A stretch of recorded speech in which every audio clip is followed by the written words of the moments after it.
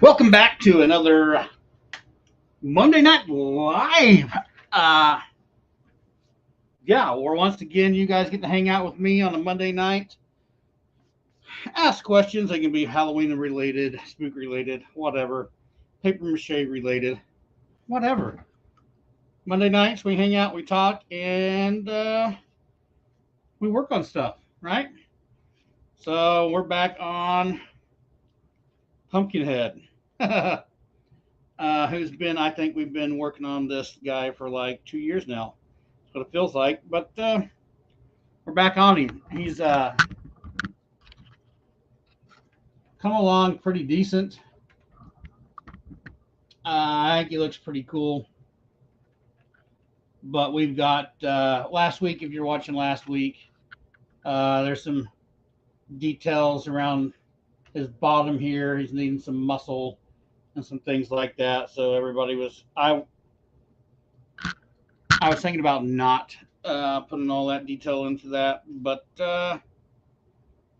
everybody else seemed to say that I should add that detail in there. So we're going to play with that detail today. I'm playing with some toilet paper again for tonight. And see, I don't know. We're going to find out. We're gonna find out if I ruin it tonight because, and this is even. It's just. I don't remember what brand this was. This was a cheaper brand, but see, it's just kind of got like lines up and down. And then this is a cheaper brand than that, and I can tell just by the texture of it. But this has got like focus. This has like butterflies and stuff in it. Hopefully, I can make all that go away. We'll see. All right.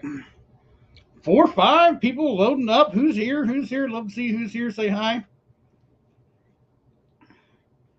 I was just on the Facebooks a little bit ago. Kind of interesting. Can't remember what group I was in, but someone was asking about waterproofing paper mache, whether or not you could actually make Halloween props for Halloween and put them out and weatherproof them to put them outside. And I'm here to tell you, you can. Rosani's here. Awesome. Nice to see you. And I'm sure if you guys have followed the channel and you're here, you already know my theory is you absolutely can weatherproof this stuff. I do it all the time, man. All the time. I think the only thing in my yard display that's not made out of mache is the facade. Speaking of that, I don't know how many of you guys all of a sudden realized it's August and Halloween is right around the corner. So it's time to start prepping some of that stuff. I need to pull out all those panels for the old facade and start making repairs from some of the stuff I broke last year. And see about adding on to make the facade bigger. And if I go that direction, those will be the new focus. Well, besides Monday Night Lives, we'll say the same, but the focus for the YouTube videos is going to be that. I think. I also saw. I don't know how many of you guys follow Alan Hops over at Stiltby Studios. He has been on YouTube's as long, if not a little longer. I think. Hey, Charismatic, how are you? I think Alan was on a few months longer than when my channel started, but they just crossed apparently 100,000 subscribers, so that's awesome for Alan. I always like to see. I like to see people doing good.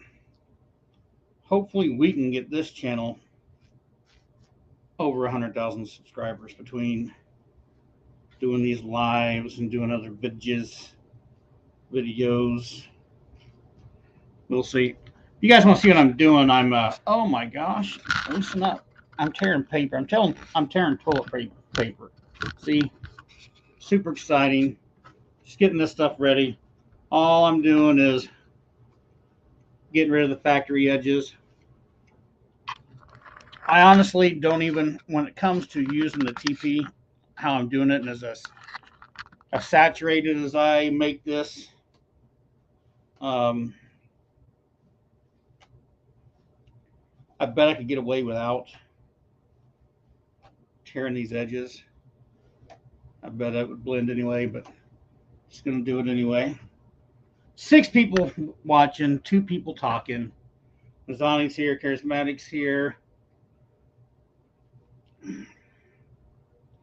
I'm also got a little deal going on over in trying to get a little deal going on over in Patreon. Over there, we're gonna do some live class build alongs. This channel has seemed to go in a different direction. I mean, this live has gone in a bit of a different direction, so I'm going to take the build alongs over there where people really, really want to build along and build along. I think this first one we get going on, we're going to do a little tabletop Grim Reaper. It'll be a super easy project. Should be a lot of fun. Ginger Brady. Don't pay the ransom, you escaped. Yes, you have. You've been gone for a little while. I'm glad to see you back. Yes, I figured you were, Charismatic. You were the first person to get a hold of me, and then Jim Brott's got a hold of me too, so he's down, ready for it. I want to give it. I want to give that announcement over there in Patreon like 4 or 5 days to see. That way, I can kind of like. Hopefully, everybody sees it and can be aware of it, and then we will schedule a day during the week, maybe a Wednesday night or Thursday night. I don't know. One of the other nights where we can do that just for you guys. So we'll get it worked out.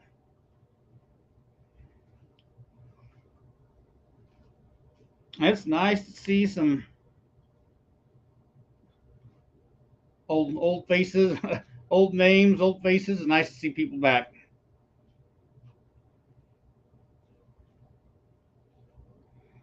I'm almost done playing with this, and then we'll turn attention to the buttocks, of this guy.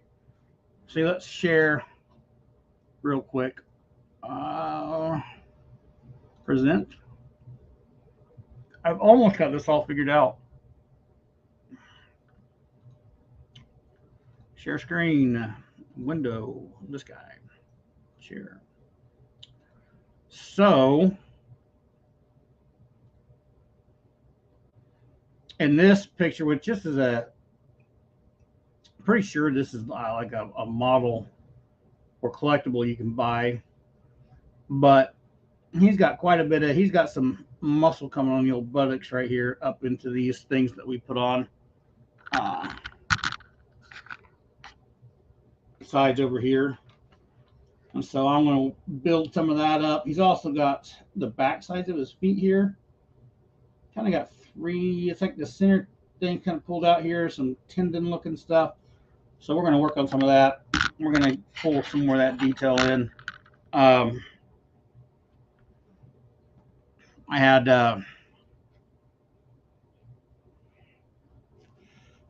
talking with some other people on YouTube, just in some of the chats and stuff. Not chats, but just in some of the comment sections. And having some good ideas about, I could paint all those details in and things, which, yeah, I could, and it could be faster. But I guess the other day, after staring at this guy for a little while, I was drying out that this is probably the only time I'm going to make this little dude. So I guess I should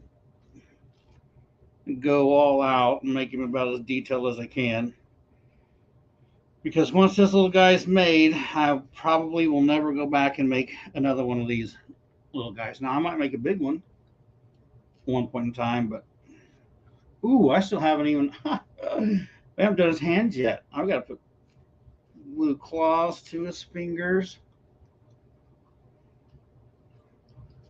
And play with that. That might be one of the last things we do. Hands are kind of, some hands are a pain in the butt, but this hand should be, these little hands should be kind of easy, not too bad. Let's see. Let's get a close up on his rump here.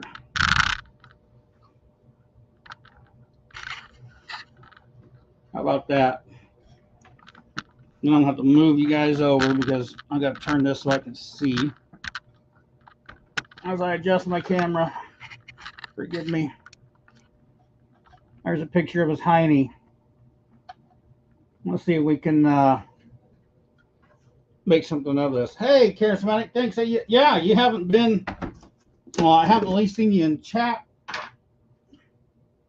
for a while. So is this the first time that you've seen this dude since I started working on him?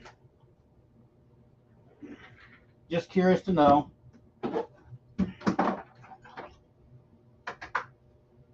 Oh, I didn't get fresh water.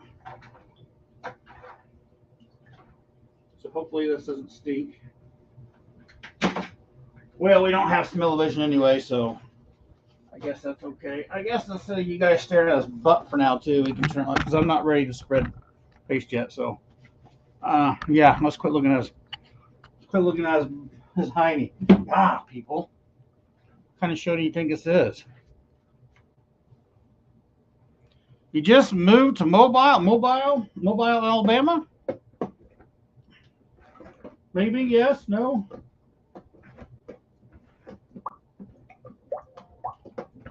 I need to work this over. Oh, yeah, talking about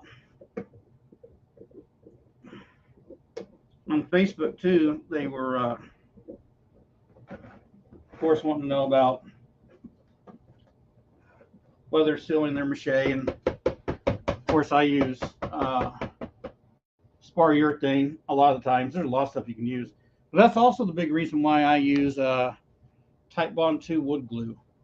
Because it has, it helps, and it's not the end all save all, right? But that helps create some weatherproofing just in the base layers of the mache. Now I got two different sets of glasses because these are stronger, and I'm thinking too strong. But when I'm looking up close to detail like that, it's pretty good. But if I look at the computer, then that's terrible. This is better. My eyes. I need to go get my eyes like really looked at. Okay, where are we at? Mobile, Alabama, awesome. I want to retire. I want to retire to YouTube. That's what I want to retire to, and just make stuff. We will see. Okay, first thing we're going to do here is throw a little paste on. This just kind of acts like a, well, it's glue. It's glue and it acts like glue, so I suppose if it's glue, it would act like a glue. But let's see. Let's see if we can build this up. I don't know if I'm just going to be able to build this up. I think I can do this. Hey, Berlina, how are you? Good to see you here.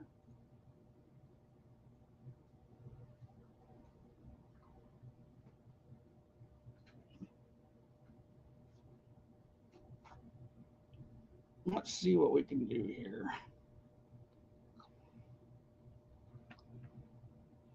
I'm going to try to lay this on and leave a gap. See, there's kind of a gap inside there, between there and there, right? So I'm trying to build this kind of muscle texture up on his butt. I'm going to flatten out some of it. Some of it I'm not. So this is where I think when, was it, I think Lupin was asking about it the other day, and I think it was maybe more for conversation. whether you had to worry about air gaps underneath this. And see, I just flattened it out. That's not what I wanted to do. I want to pull that back away. Let's see if I can pull it back away.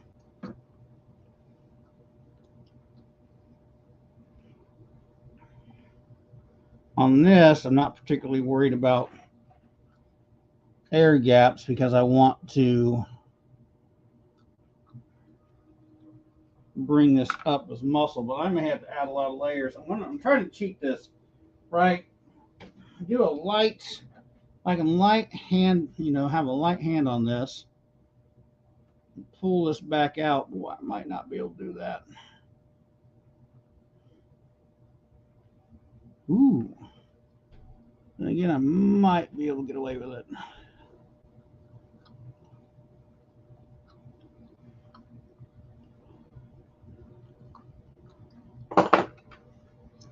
I'm not sure. We're going to see. Anyway, I'm just kind of trying to build that up without using clay.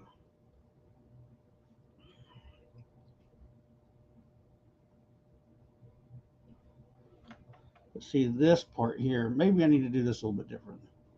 Might need to tack this differently. So we push this in here.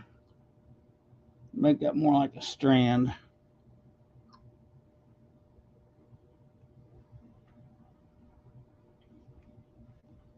Let's do that again.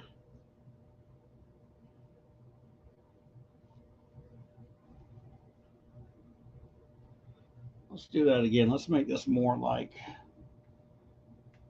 a true muscle strand here. And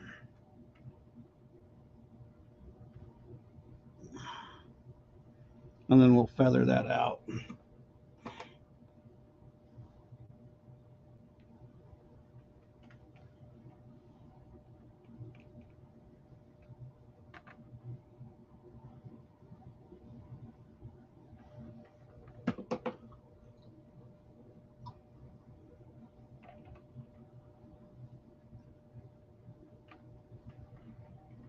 I think I'll put a couple more small kind of strand things in there. Flatten that out a little bit more. I think I can build something up on this hip. That worked. Awesome.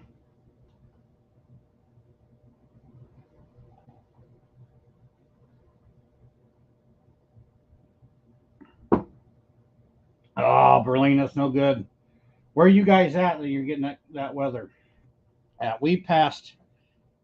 We had some storms here, but like the strong storms kind of passed us up, which is actually kind of nice. We needed the rain, but I don't need the strong storms.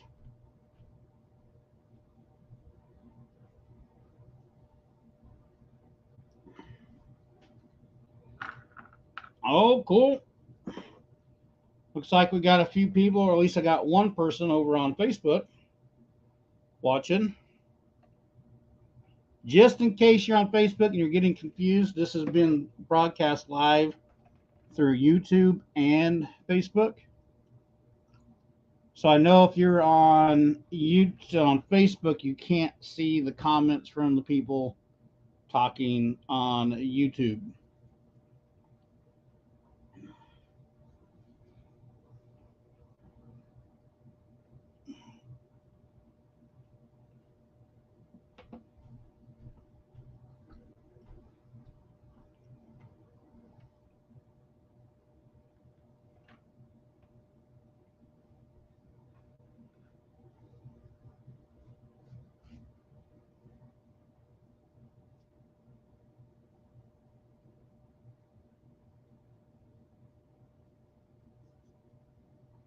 Oh, did you get one of those big pumpkin stacks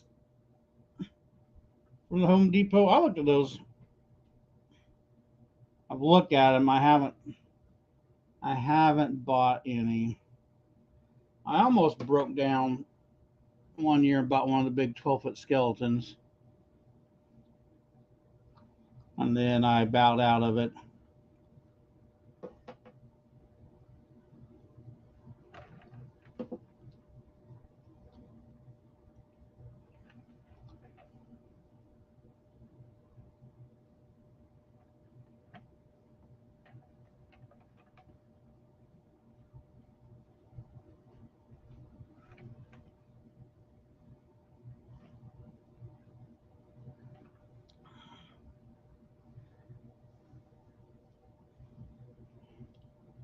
That's kind of neat looking.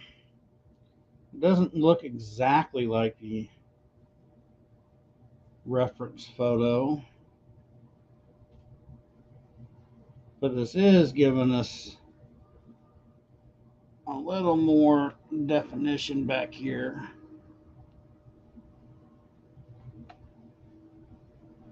Versus it just being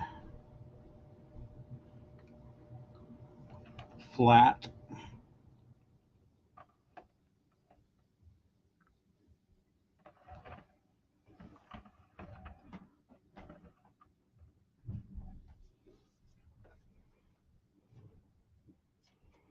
And I kind of like it.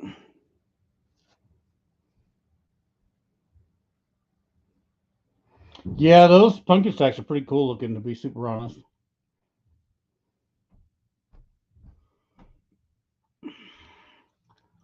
My Home Depot around here doesn't carry. At least when I've been there, I've never seen the dragons in there. They did the 12-foot skelly last year. I sold it there. Um, they didn't. I didn't see the pumpkin stack in my area. They had some skellies and oh, did they have a witch? I think they had the witch on the like the floating witch on the broom type of thing, sitting cross-legged. Which, if I remember right, there was a haunter on either Facebook or he did a YouTube video of it like that. Did that witch like 3 or 4 years ago. His own idea, and it was super awesome. And I think someone probably ripped off his idea on the internets there and took it to a bigger corporation and had it made. I mean, that stuff happens all the time, though. When you put it out there on the internet, anybody can get a hold of it.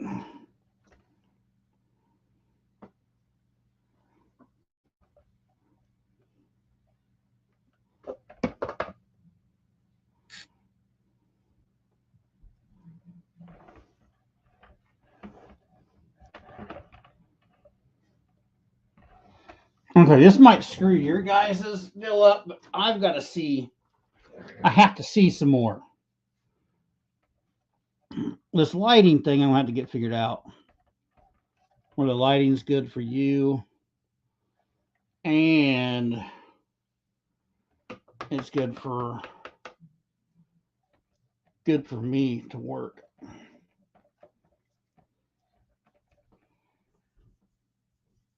They got that kind of thick coming up there too, but I think I might have to put one through here. Let's get this side kind of built up. Okay, that's going to work a little easier. Now, here's the first bit of this other toilet paper that I haven't used yet. It's got the butterflies on it. So we're about to find out. We're about to find out if one butt cheek looks normal and one butt cheek looks like butterflies. But yeah, here goes nothing.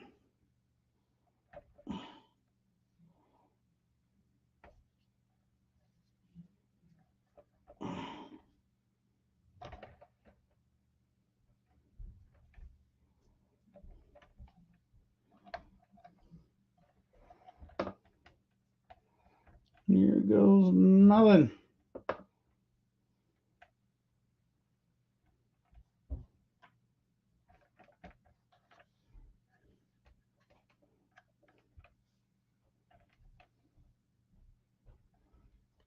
Get off my hand.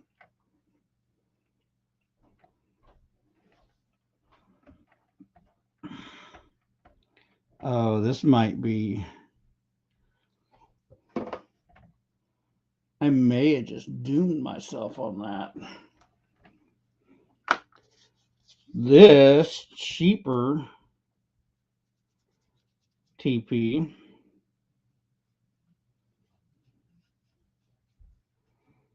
definitely is not breaking down the same as the other. And what I mean by not breaking down the same, it's not like tearing and falling apart the same, where you can kind of mush it. So it's acting quite a bit different than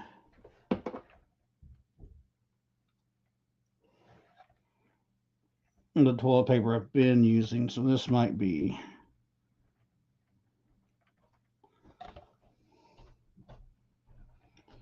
We'll see.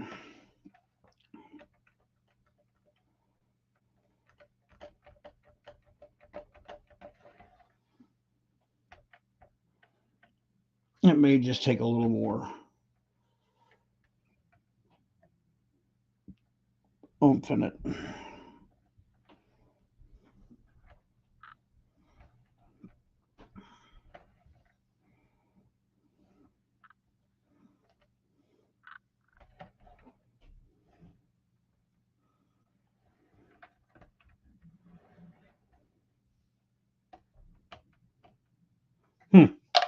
Oh, what do we got going? Lex, what's awesome? It's awesome to see you back. Sorry, guys. I'm looking over here, not seeing what's going on. Let's move that down a little bit. And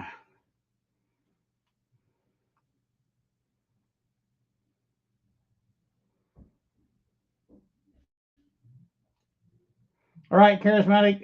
We'll see you after a bit. You got to go way back. I've been working on this guy for a long time. Lex says, "Hey, sorry about last Monday. Lost power because of a storm, dude. No worries. I'm working on Halloween and Christmas at the same time. Nice. Thank you. That you say it says it looks amazing. Appreciate that. Yeah, I know, right? Hey, Joey's here. What's up? Yeah, I do need to make a live size one. I honestly think it'll be a lot easier.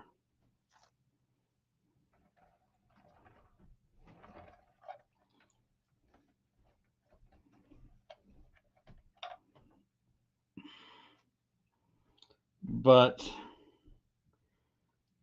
it's not happening this year. We'll see about. I want to try to expand that facade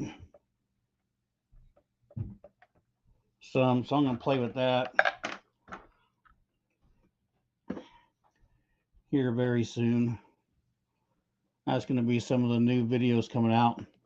I'm also I'm working on some old footage of the facade from last year, trying to put it together in one video because that thing was spread out through 4 or 5 videos, something like that. So I'm trying to cut down all that footage, and there's a lot of it to make like a 10-minute video on the facade that kind of explains how it was done.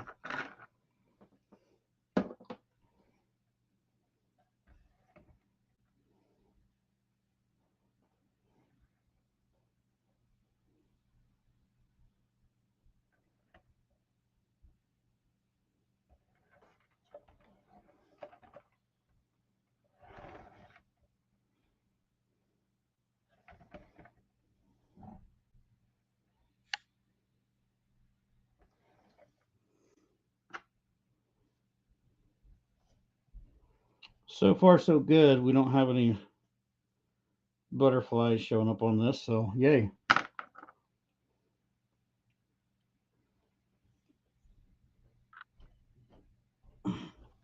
Yeah, totally life size would be, in my opinion, easier because that's kind of like, that's the realm I'm used to working in.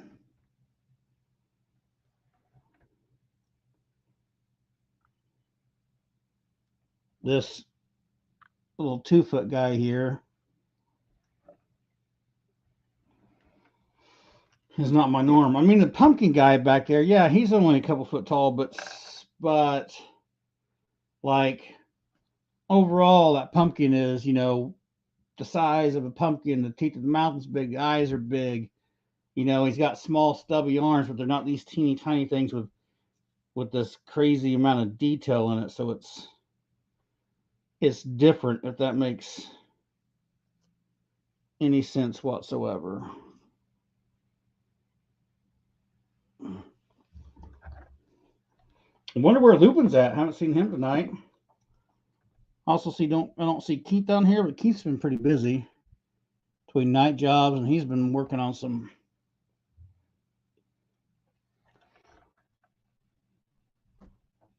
different molds and stuff I saw.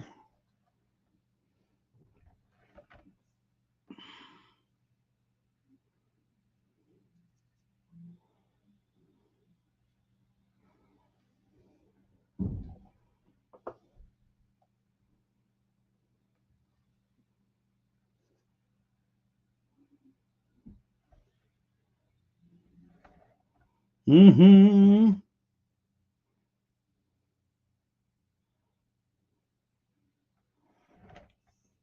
I was a little behind tonight. I fell asleep for a bit on the couch. Had you guys will have to thank Carrie that tonight's live stream's happening, because she woke me up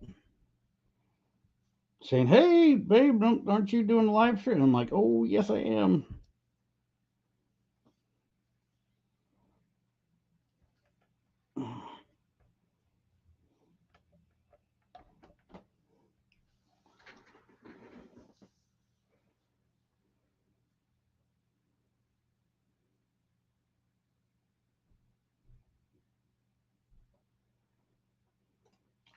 Lex says, random question. Can I use mica powder to color white latex exterior paint? Or what is the best way to add color to paint? You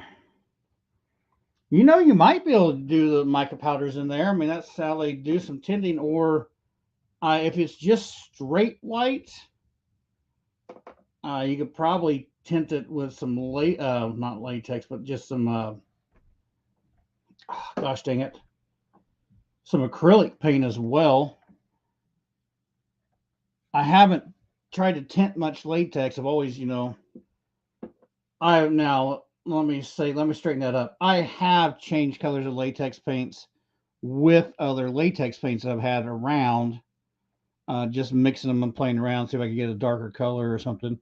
But I would imagine that either way, the mica powders would work, or, like I said, some acrylic thrown in there. I think could change the color up.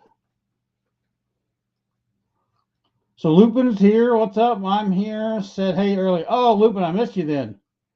Just being quiet. Thunderstorm going on. Nice. I like thunderstorms though. Dead End is here. He says we can start. We already started. Yep, you're right. Rosalie, looks like most of the gang is here. Hey, Jim is here. What's up, Jim? Nice to have you here.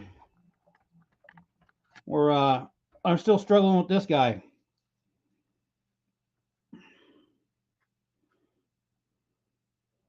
And we'll get everything straightened out on patron side over there, Jim, where we can do that other Reaper build along there. I'm just going to come up with a day and time, and then I'll get a list together. I've made plenty of them. They should be easy to do.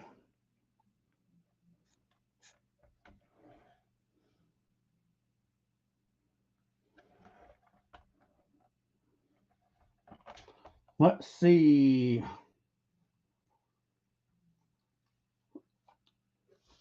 I mean, Lex just guessing. Yeah, I think you could do that. I would take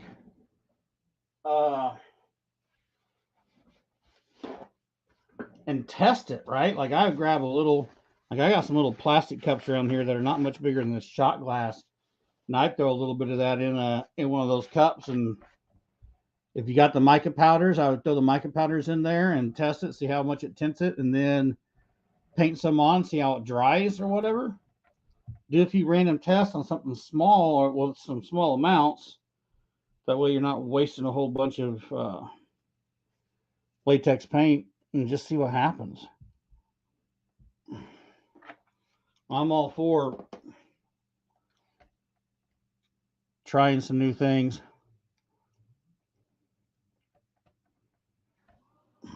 As a matter of fact, I'm going to be doing another homemade silicone mold here pretty soon. That's not with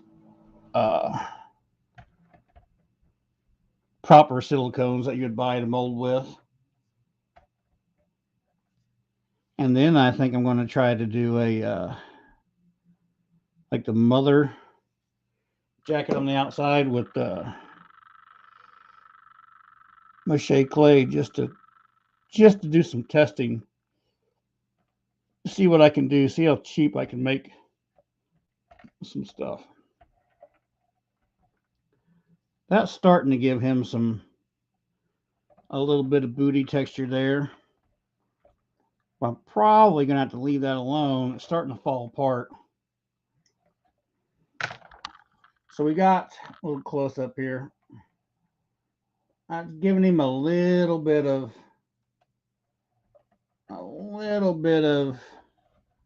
something, a little something something on the butt there. But I need it to dry out before I play any more with that. That way I can add some more to it, because I'm just making that stuff collapse. So let's move on down here to the legs, the bottom of these legs.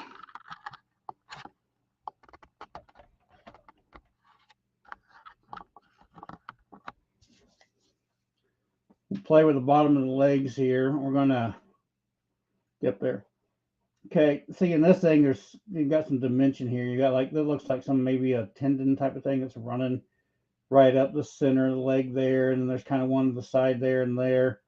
So I'm going to add those into doing the same thing. I'm just going to roll up toilet paper, lay them into place on these, and then kind of glue it down in the spot.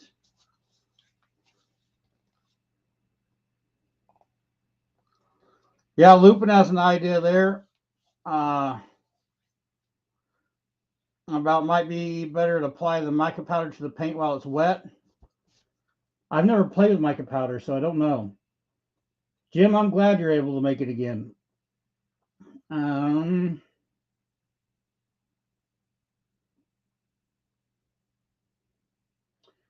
End says it affects the stretchiness of the latex. The mica powders, or adding gosh darn it, acrylics to it. Lloyd, is it the acrylics? Probably does.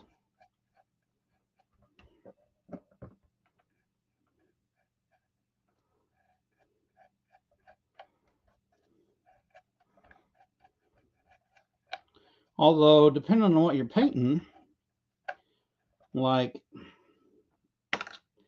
if I just happen to have some white latex paint laying around that I wanted to be a different color, and I was going to paint a pumpkin, one of my mache pumpkins that's hard and doesn't have to bend or have any give in it, then I would think that would be okay.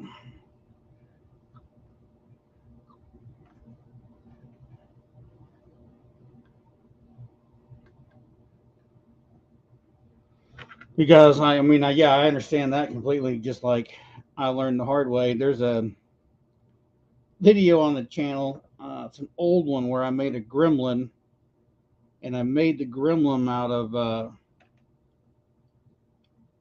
I made him out of Walmart bags, those plastic bags. I just took a heat gun and melted everything down and made the shapes, and then had that gremlin. And then the only thing I had on hand to paint with was acrylics to paint him. So I painted him up with acrylics, and that Walmart sack had a lot of flecks in it.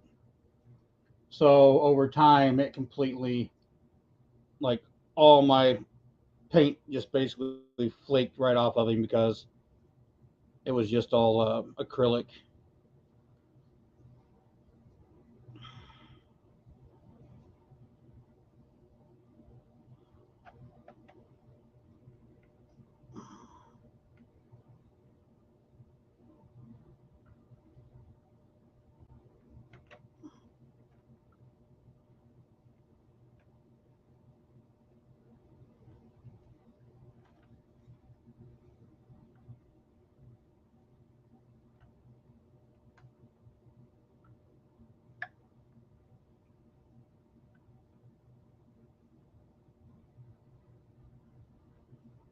All right. Pastels for gummy bears.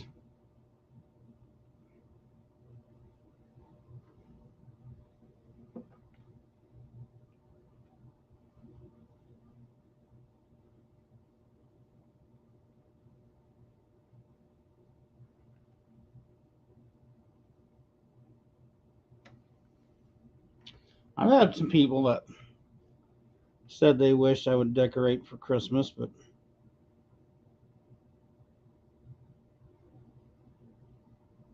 man, it takes all year. I'm building stuff new for Halloween. So it basically takes me all year for Halloween.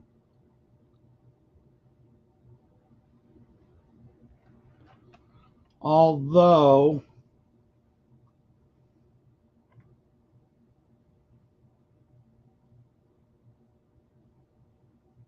right on, that'd be cool, Lex. I've known some people that have done some of that stuff. If I did, since we're talking the C word stuff at the moment,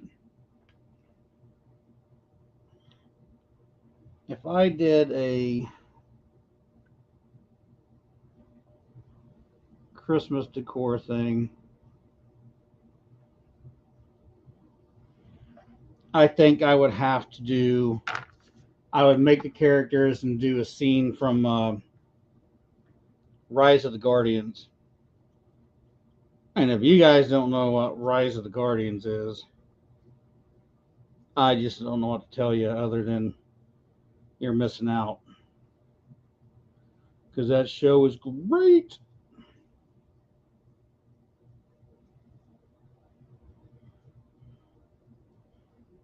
I've got some like favorite Christmas shows, right? And I've got my favorite Halloween shows. I mean, then there's Halloween to me. All those shows aren't just horror shows either. Um, Not saying I don't like horror shows because I absolutely do,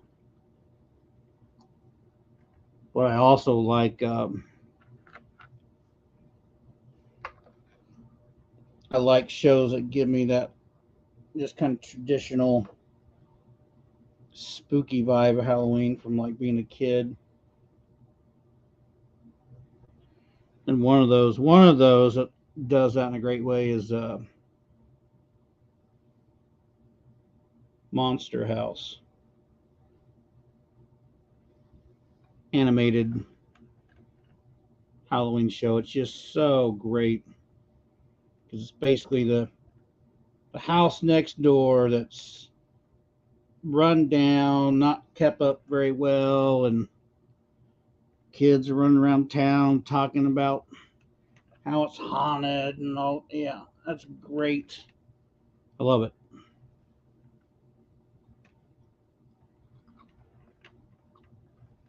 Love it.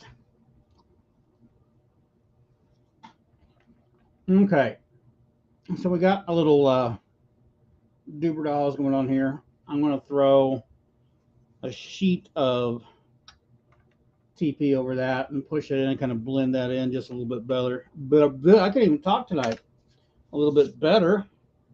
There we go. And Hide that. I still gotta figure out this tail, man. That tail may just, we may just be painting the detail on that tail.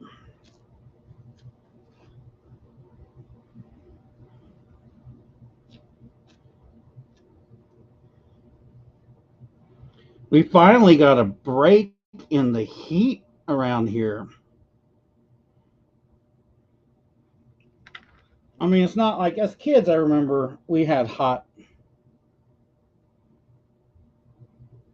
summers, but just gotten weak because we haven't had super hot summers in a long time.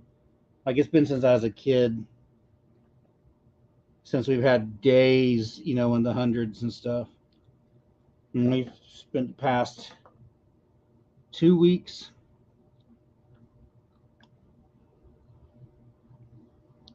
Past 2 weeks in just triple digits, just unrelenting hot heat. And then we had some thunderstorms and stuff come through over the weekend and a little bit of a cold front. It was actually today's high was like 86. And this morning it was like, I think it was like 68 degrees this morning when we got up, which was just absolutely awesome. But it felt so chilly, right? Because we've been so used to the heat. I'm so ready for fall to hit. I'm so ready. Sound like a high school chick. I'm so ready for fall and pumpkin spice and everything nice.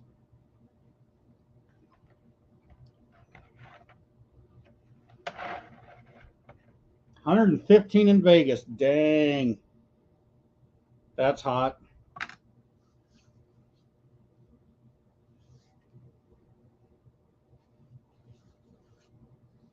Lloyd, aren't you in Texas though?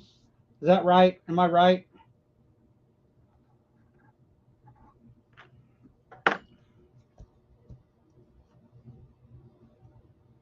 I mean, that's right. Right now, it'll be for us. I mean, it'll climb back up in the next week or so. Generally, it's September when it really starts to cool back down again.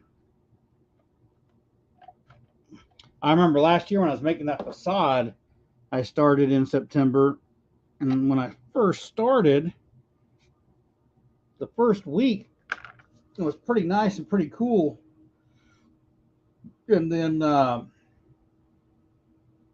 was like the second weekend or the third weekend, something like that. Of course, I got to work outside on that thing. This is so big, but like the second or third weekend, it was like back up to over 100 degrees.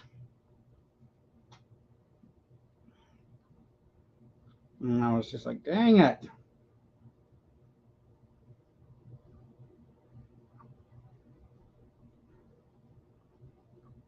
No, Jim, yeah, I know you're in Canada. Dead end Lloyd, so you won't get a break till September. I think Lloyd is in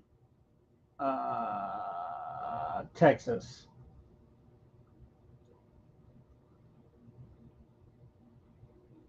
104. That sucks. That's we had a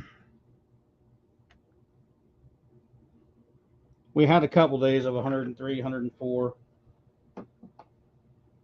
Never actual temperature of like 107. Of course, the weatherman likes to be like, it's 104, the heat index of 150 million degrees.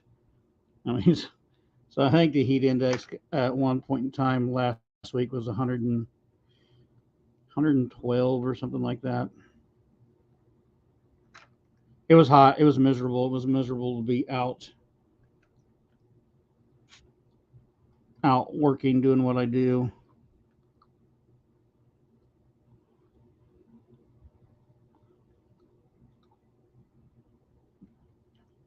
That's why we got to get this Rolling. Like, share, subscribe. Push this out there, people.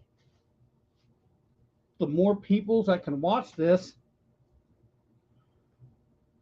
the less I'll have to stay out in the hot stuff and burn and deal with heat stroke. No, but I do tell you, man, I got overheated a couple years ago in an attic in a bad way. And ever since I got overheated like that, I can't take the heat like I used to. Like, heat never really used to bother me that much at all. Like, it didn't. I mean, even being, of course, as a kid, I was in good shape, and that didn't bother me. But even being older and fat and overweight, heat didn't bother me that bad until I got myself overheated, and then whoa. Then after that, it just hasn't quite been the same.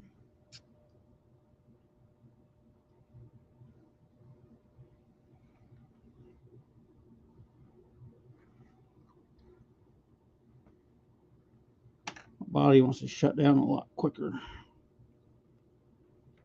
Can you guys even see what I'm doing here? Because I'm trying, like, this camera's right in my way, which is super annoying. But I'm trying to keep an angle on this where you guys can kind of see what's happening.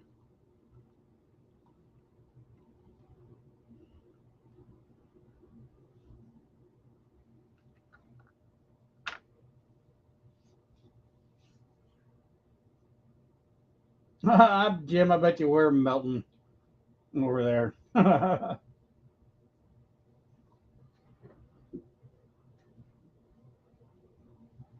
Yeah, I got a bunch of humidity here in Kansas. It's terrible. Linda's here. What's up, Linda?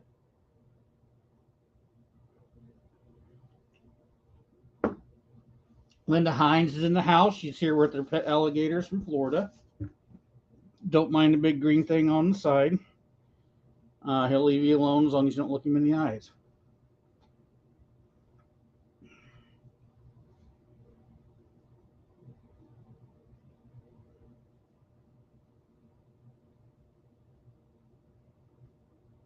Yeah, you're right, Rosani. It likes the heat, so it dries up in the heat a lot quicker, but the humidity will shut it down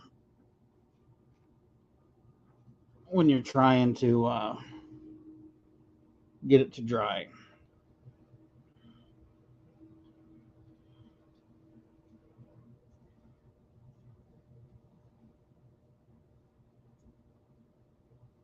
Man, I might have to get work on the fingers tonight. Really? Are we going to get that far ahead?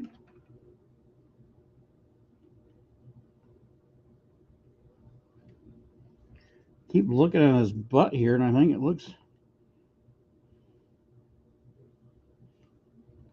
pretty decent.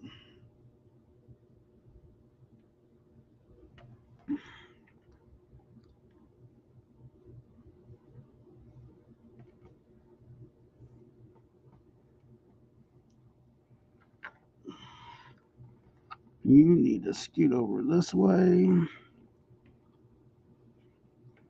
You need to scoot over this way.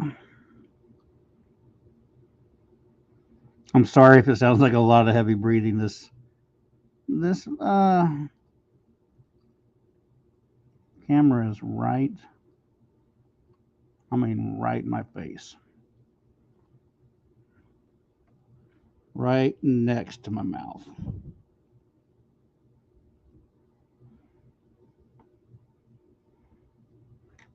Everything to get the best angles, man.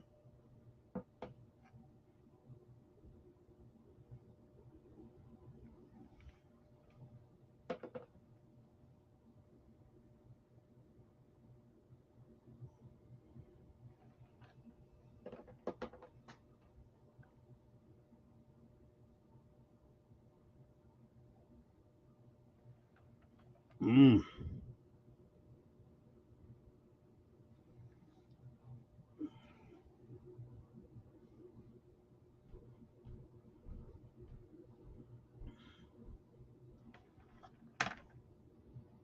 It's so funny. I was going back through those videos of the facade you guys talking about earlier because I'm putting together just one single video on it. Anyway, I got tons of footage to edit down to create this, which is going to take forever. It feels like, but anyway, I can't remember. I was like 3 or 4 days into it. I don't remember, but I was talking about it. I was in front of it and had the camera on me, and I'm talking about it. And there's like a piece of glue or something stuck to the end of my finger, just flopping all around. I didn't notice at the time that I was filming, but it stands out in the video like crazy. I was laughing because I just really kind of noticed it.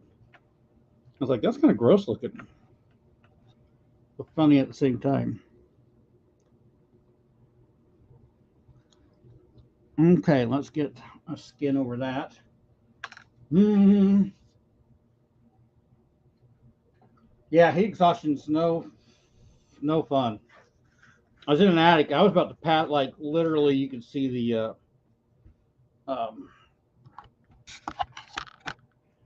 like you know how when you pass out, or if you passed out and like your vision, you see, and you get like the tunnel vision where everything's getting like dark and coming around till you get this like small thing.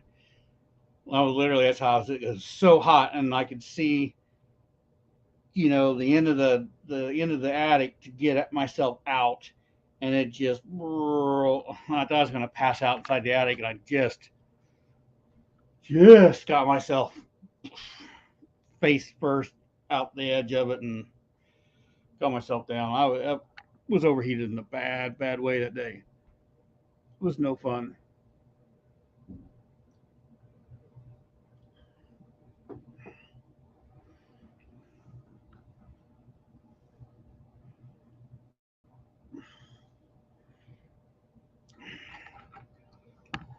Our humidity is, I'm not sure where it's at right now. It's been super dry, like uncommonly dry around here. Generally, our humidity levels are horrible, but we haven't had like until Saturday. We hadn't had rain. I mean, there's like been rain in the forecast for my area, but it's like gone around like there's some kind of bubble over the top where I live. So for like 2 months, um, we really haven't had any rain, and that's super uncommon.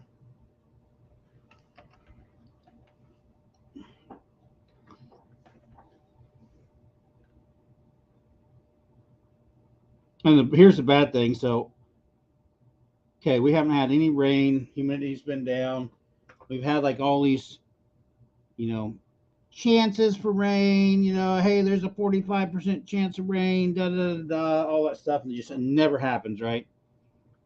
So we've been in a real bad habit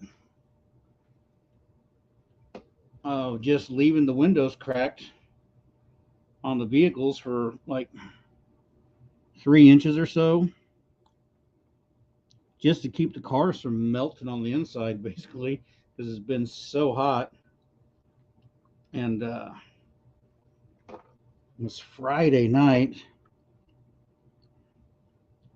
They talked about rain possibly like Friday evening sometime, like 7 o'clock or something like that. And it never came. Well, the rain finally did come, but it started Saturday morning, but like 3 o'clock in the morning. And I've got my work truck and wife's car, and the windows were down. And I didn't get up until slept in Saturday, so it didn't get up until like It was like 9 o'clock. 9 o'clock. It's still raining. It's not thunderstorming super hard. Like in the evening, like I woke up 3 o'clock or so, 4 o'clock, and could hear the thunderstorm coming in. And even like at 7 o'clock in the morning, I heard hard thunder and stuff again. But I was just kind of laying in bed and finally got up at 9. Got up at 9. It was kind of raining a little bit. Went out the front door to let the dogs out so they could do their business. Made coffee, all that stuff. And then wound up in the bathroom because if you're anything like me, coffee is an accelerator. And Carrie comes upstairs and she's like, "Babe," I'm like, "Wow." She's like, "The windows are down." So the car was just full of water. Truck was full of water. Everything was full of rainwater. Is it supposed to rain tonight? I don't think it's supposed to rain tonight. There's moisture in the car. I need to roll the windows down. Well, me cleaning that, I'm going to just roll them down for a little bit and we'll roll them back up before we go to bed. But yeah, so yeah, we left the windows down and it just rained inside the cars. Horrible. Yeah, The car has spent the past day and a half out in the sun with the doors open, trying to get everything to dry out because when I said it got wet, it was wet. Wet, wet.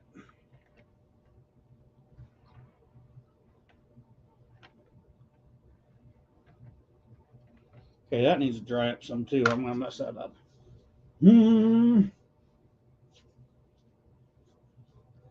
Oh, Lex, dude, it's a lot. On a 90-degree day in an attic, I don't even like to turn, like I got the old measure temperature. It can be 120, 140 degrees in an attic, easy. Depending on if it's ventilated or not ventilated, and it just gets bad.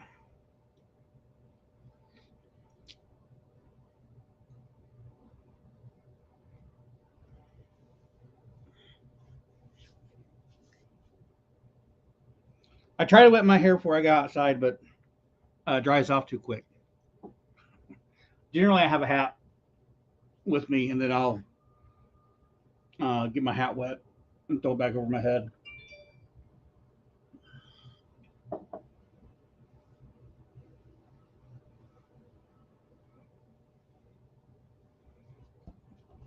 Lloyd, that sucks. Heat and drought till September. I can't wait. I know I'm like, we got a break in this heat because the weather patterns shift. And these storms came through. Um, I want it to stay. I want it to stay down. Uh, I don't think that that's going to happen. That's a problem. All right, let's come back up. Readjust these legs here. Readjust this. Whoa, look at that. There's the ceiling. See, there's a wire I put up there. Sometimes I hang things from there. No one's ever seen that until just now. That is a unhinged live exclusive. You guys got to see the wire on the ceiling.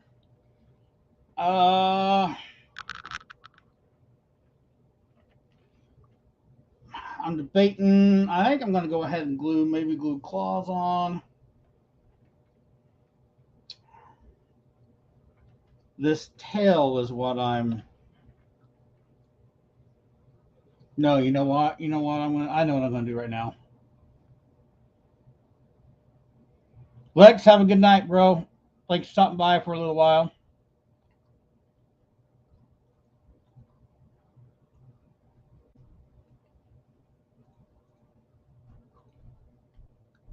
We're gonna do.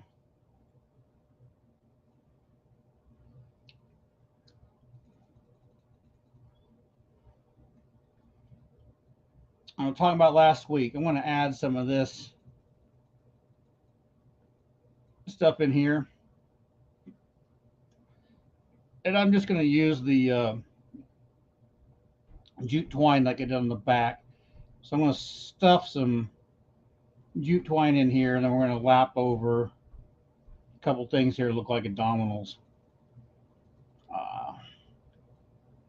Yeah, let's work on that real quick, because that'll be easy.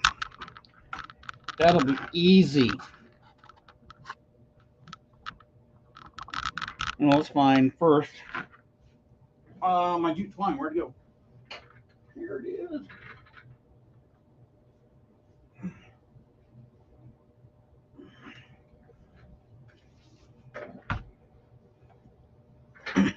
Do I look sideways? Because this camera looks like it's looking at me sideways.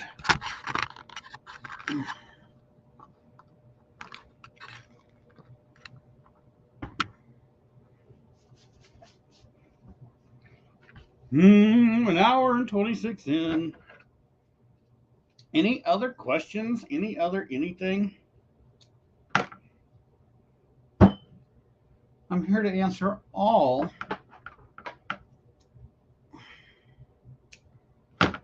of your paper mache questions and needs. I saw that Vic or Monster Misfits was doing a little corpse scene the other day and put out a video. And he was using the blue shop towels and some wood glue and water. I had to hit him up. I'm like, hey, you're in my territory now, man. That's how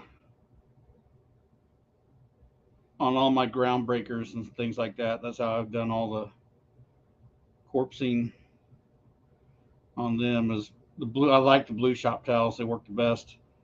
But there's times when I don't have them, so I'll use normal paper towels. I'm really bad about that. Like, I've played around enough and learned enough that I kind of know what works best. But I've also learned what I can kind of still get away with. So a lot of projects, instead of going out and getting everything I kind of need to do the project with, I'll just work with what I have on hand until I don't really have anything on hand again, and then I'll have to run out and buy stuff. I mean, I guess in some way it's kind of a good thing, but it can also hamper your. It can really hamper the way your projects turn out, though, too.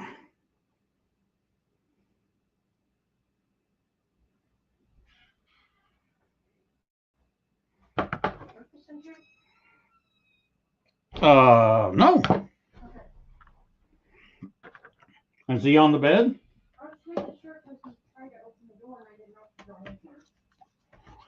If he got in here, I haven't seen him, and he's been super quiet. All right. Let's get back over here.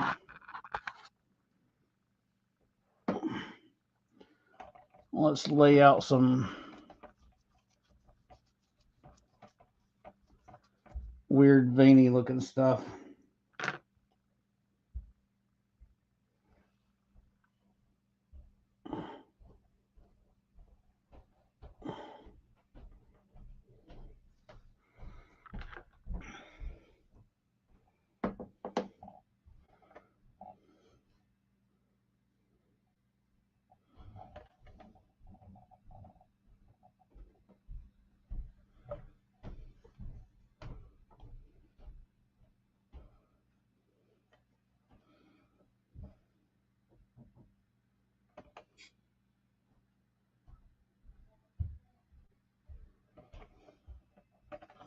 Whoops. Come on now.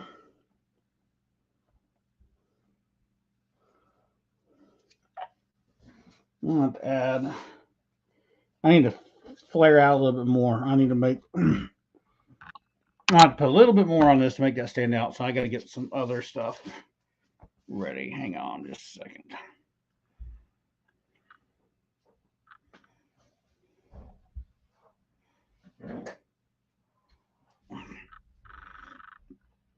Oh, that's cool, dude. Lloyd, I'd like to see that. I thought something like that'd be fun too, like a T-Rex skull, something big like that. Be fun to do. Because if you're making stuff big like that, like especially if you use um, the paper mache clay over your mache armature and stuff, you can get an awesome bone texture with that, like an old bone texture.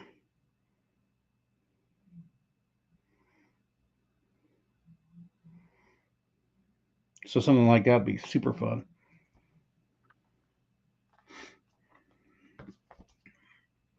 Mm-hmm. Again, I'm just spreading this. Let's try out on the super magnifiers here. Um, wow, it's amazing how much better I can see right here, but when I look at the computer, it's terrible. Um, I'm just separating this all out. I used to be able to see perfect no matter what. And then over the past couple of years, it seems like my vision is just kind of started to screw up. Sometimes I wonder if these stupid readers, I buy these reading glasses at like Walmart or whatever. Sometimes I wonder if they're making my eyes go like get worse faster. If that makes any sense.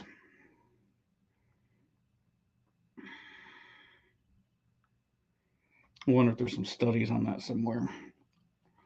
See, because like right now, I put these on, I can see that, but I can't read the computer over there. Oh, but if I put these on, then I can read everything.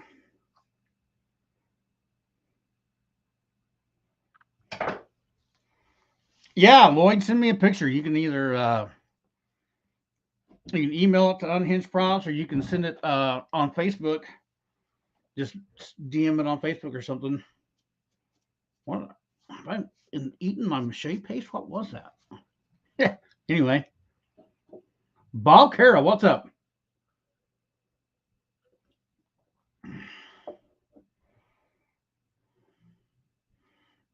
Rosani, I'm using paper mache. Um, don't let the rest of this stuff fool you, but it is paper mache. 90%.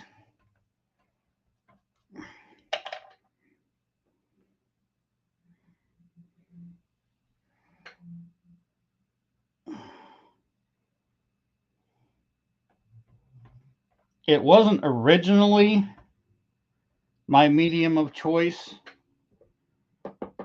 but after playing around with it for so long, it has become my medium of choice.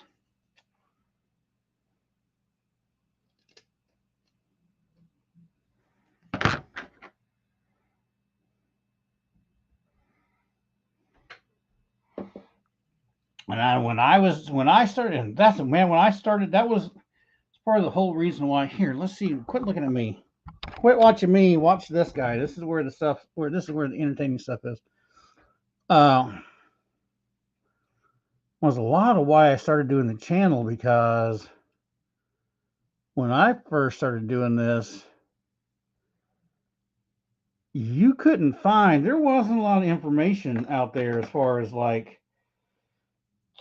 trying to waterproof and do different stuff and whatever. And like I read several forums looking at different things, and most mache pastes were all the same. Back then, it was either you were using just um, flour and water, creating a paste, or you were using flour, water, and white school glue was like the super popular thing to use.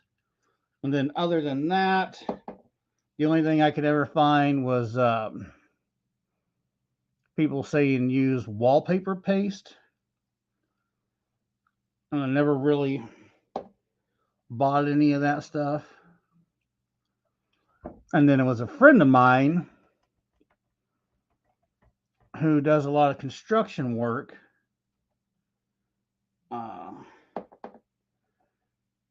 Cued me in on, he's like, dude, you should use Type Bond 2 wood glue when you do that stuff because it's got weatherproofing properties to it. He's like, I think you should do your paste that way. So I took his advice and started using Type Bond 2 wood glue, and that wasn't on the internet anywhere, people, anywhere. And that's what got me into using Type Bond 2. And now I see everybody's using it, they're talking about it. I like to think that they all got the idea from me, but that would be a very arrogant way to look at things. But still, in the back of my head, sometimes I want to think that.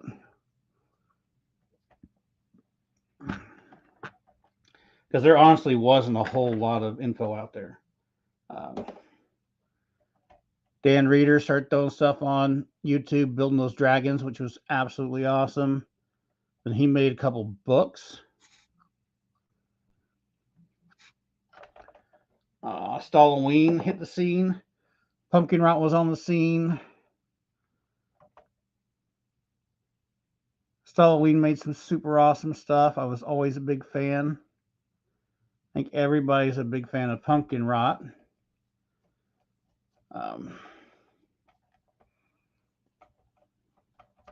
Then I kind of fired up the channel and then learned and realized I wasn't the only crazy person that decorated or haunted their yard for Halloween,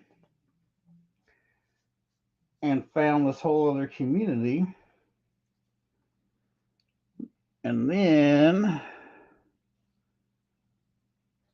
so I started having people saying, hey, you should do like tutorials, because back in those days when I did videos, it was more like I took pictures of while I was making whatever I was making, and then would do like a picture montage of music. And that was back in the Wild West of YouTube, where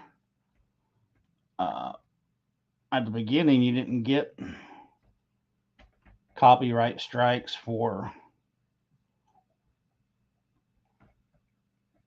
music. And of course, all that stuff changed over time.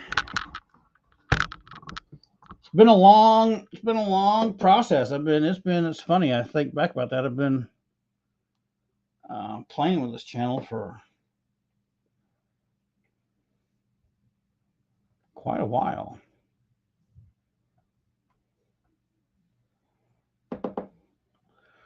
Working on making these ab stuff here. Let's see how this turns out. Let's see if I ruin him. That looks funky at the moment.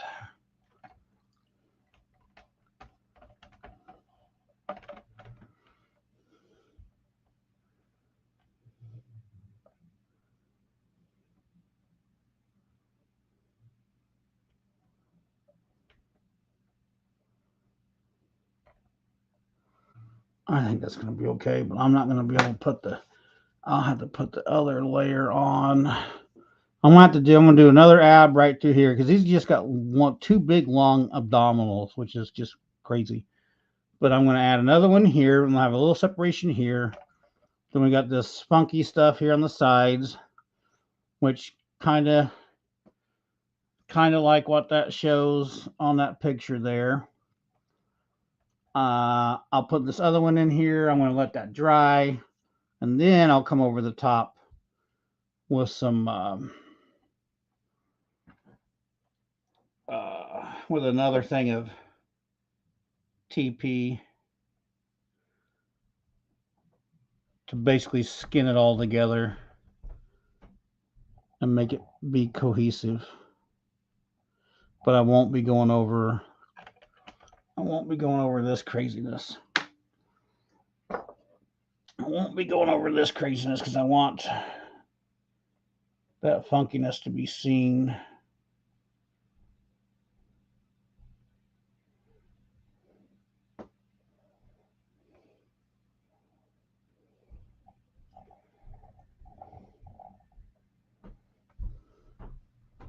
Okay. Where are we at? Where are we at? Woo! Yes, it is. It's always awesome to find one for people who are into the same thing that you're into.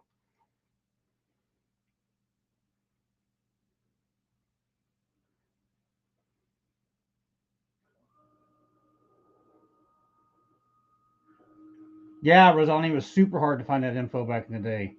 So hard. And no one I found was talking about boilerproofing their stuff. It was just mache and belong in the rain. Yep, Dan is awesome. What years was the first videos made? Hang on, Lupin. Hey, Jim, have a good one, man. Thanks for being here on another live. I'll catch you on the patron side, and we'll get that whole thing figured out over there so we can get that going on. But I'm glad to see you here. Yeah, he's starting to feel out pretty good. I mean, I think I would feel pretty decent if my abs started looking, less round and a little more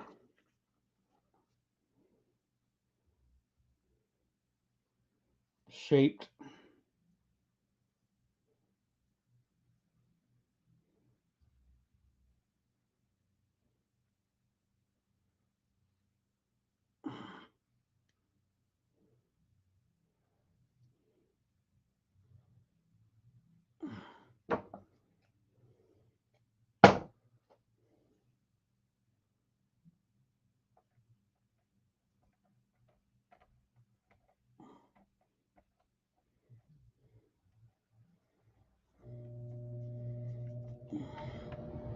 Oh, don't stick to my finger.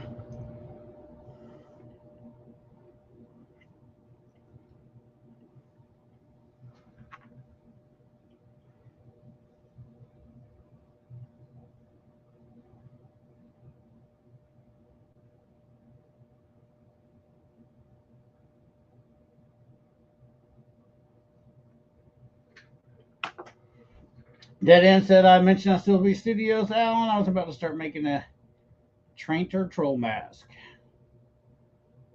Next thing I know, a couple people on the stream that night had whipped up their own. It happens post show. What, Lloyd? What is a what's a Tranter troll?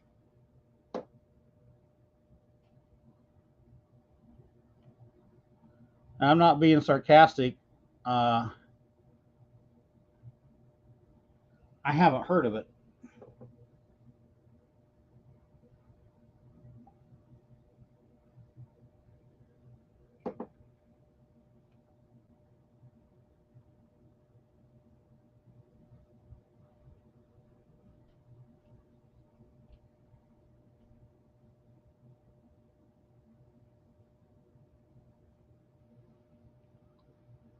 Oh, look at that. That just kind of fell into place. That's nice.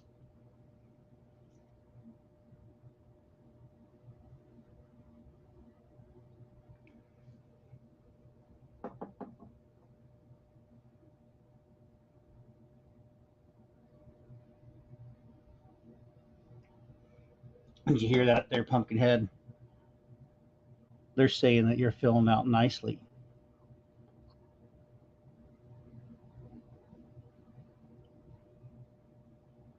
Anytime, I mean, here we go. I'm a dork half the time. The new video that I put out I like because it's got a lot of fun dorkiness in it. But I'll try to explain too. Like I rolled up that TP, and if you're light with it, like I'm real light with this brush, right? I'm not I'm not pushing hard. And that's leaving, so without pushing hard, you can still see that this lumps up here, right? We got some actual texture. This is actually kind of up high. Same over here. Now if I came in here, and I'm not going to do it, but if I came in here with my brush and just smashed real hard on this, I could flatten all that out, like right here, where I've done my fingers in here, and I've just kind of flattened that out. I can flatten those edges out and turn it into basically nothing. Uh, Almost wonder, I might need to bring this into kind of a point there, but I might do that. But anyway, by being light, I can leave these rolls on here.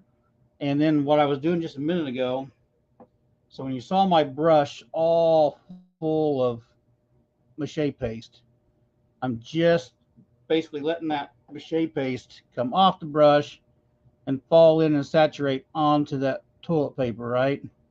What'll happen when this dries up, it'll create a hard shell on the outermost edges of this TP, and it'll become strong.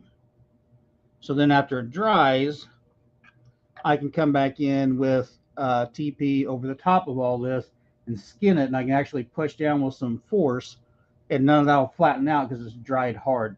That's like the one thing, like I've tried and tried and tried to, it's the hardest thing to explain. Tried to explain that in, like, it's the same way when you do cotton balls in mache paste, which I about fell out of my chair the other day. Someone was talking about cotton ball stuff on the Halloween paper mache group, which is my mache group that I created. You know, whatever. I had the unhinged. I had this YouTube channel, and the guys were saying, "Hey, you should do a group on Facebook." So then, voila, Halloween paper mache was born. Here we are. But I had someone. I saw someone was asking about that, and then there were people on there going, "I've never heard of you using cotton balls," and I was like, "Holy cow!" Um, these people obviously don't know my channel at all. But anyway, all that stuff being said,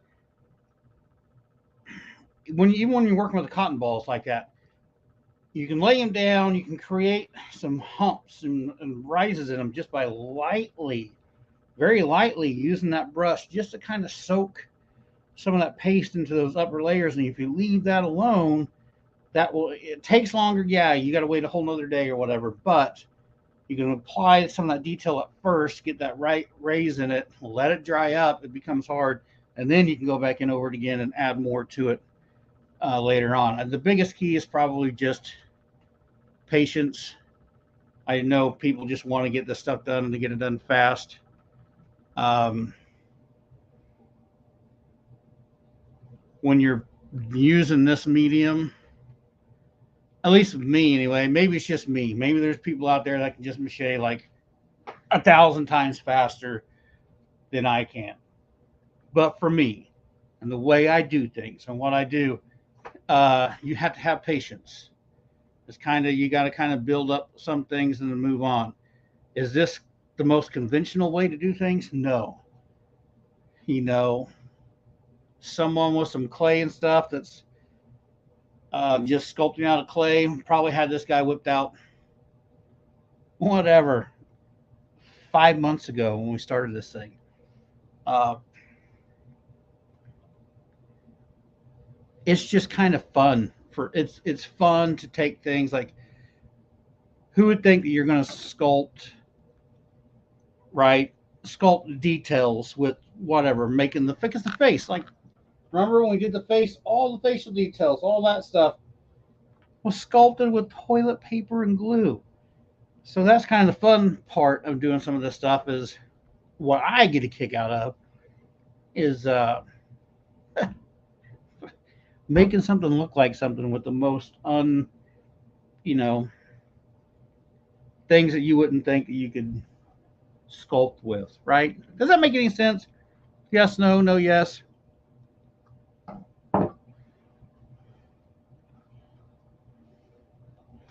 Oh, hang on. What's going on in Kenny? What's up? Cool. Hey, a long time watcher. I'm glad that you're now a new time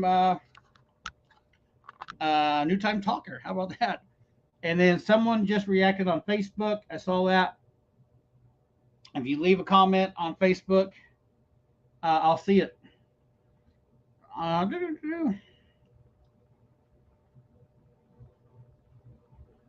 Funny things happen as we get older, and our bodies don't always want to cooperate. Where did that come from? Oh, where did that come from? An old one.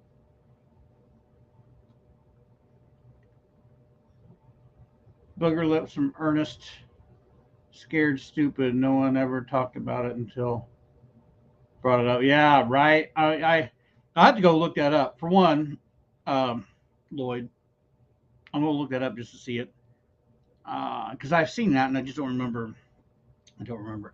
But I get what you say that like a lot of the techniques that was part of why I did what I did with the channel uh, was just to show what I've learned and how I've learned to do things and show that stuff off.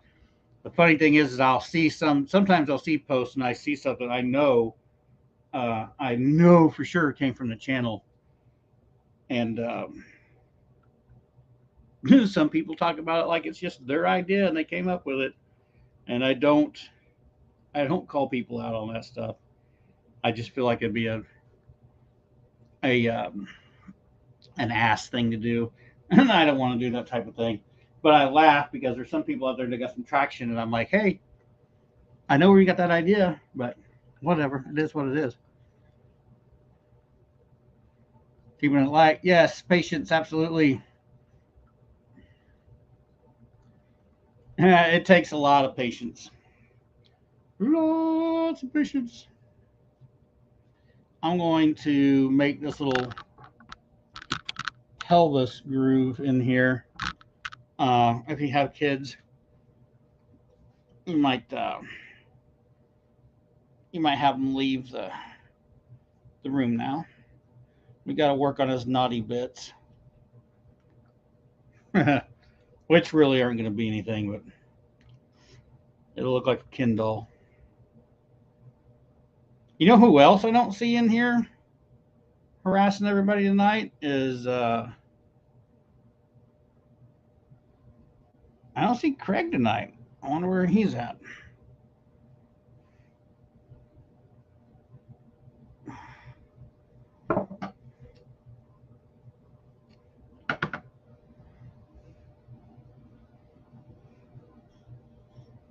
Oh, that went down way too far. So let's bring you up here a little bit more.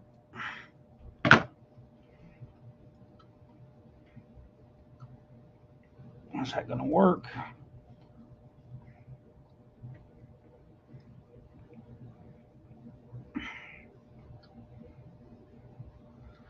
I think that's going to work. I guess I should show you guys what I'm doing because I stopped showing you for a minute. Bob Carroll, haven't seen anyone make your.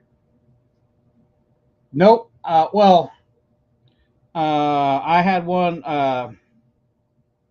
Gosh dang it.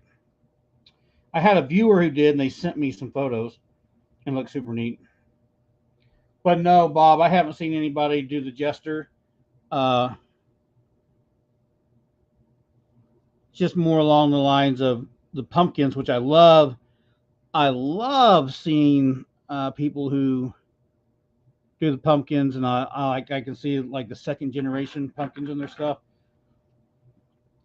I love that, and I'm a fan of. Don't get me wrong on when I'm talking about this stuff. There's a few people I've seen out there who basically have done some things and act like it was their idea, which cool, whatever. You know, if you put something on the internet, you're always liable to for that type of stuff to happen. That's kind of the stuff that's kind of annoying every once in a while, but it's not that annoying. So don't get it wrong because I absolutely love when I see people post something and I can tell that they've watched a video and they've learned something and put it out and they're proud of it, dude, that's so freaking awesome. So awesome. Like, I get a huge kick out of that stuff. And they don't even have to mention, and a lot of them don't mention that they saw it from the YouTube channel or whatever. I can just see the influence and I can see the way it was made. Sometimes the facial features will be like almost the same. And I do like that because the whole reason was to teach people, try to teach people how I do stuff. My stuff isn't always the right way. Oh my shoot. Can I even claim that it's the right way any of the time? To be super honest? No, I mean, not really.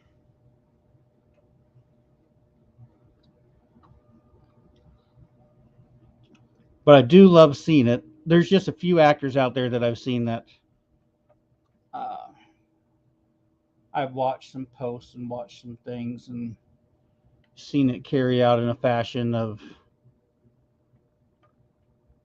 when questions were asked, they were pretty much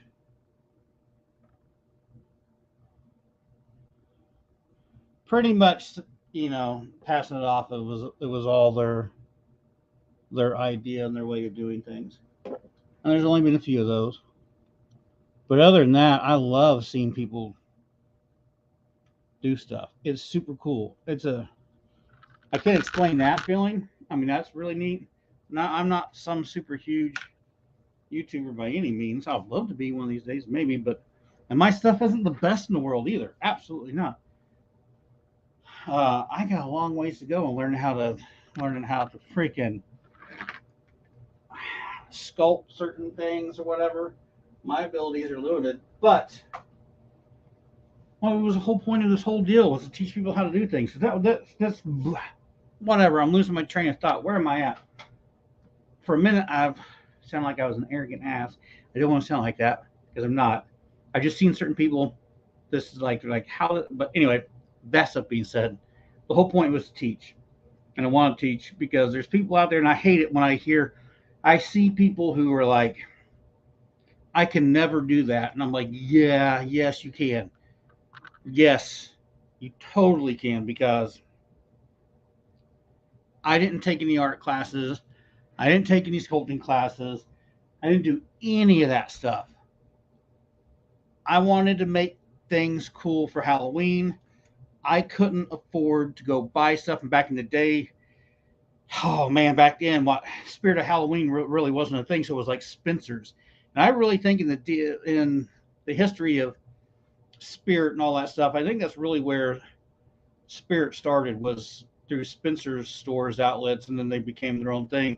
I think I saw something like that on the internet. But anyway, I couldn't afford there were super cool stuff in Spencer's. I couldn't afford that junk, and I always wanted neat things in the house. So, and I was always on a budget. I was always on a limit. So that's what drove me into trying to play around with paper mache.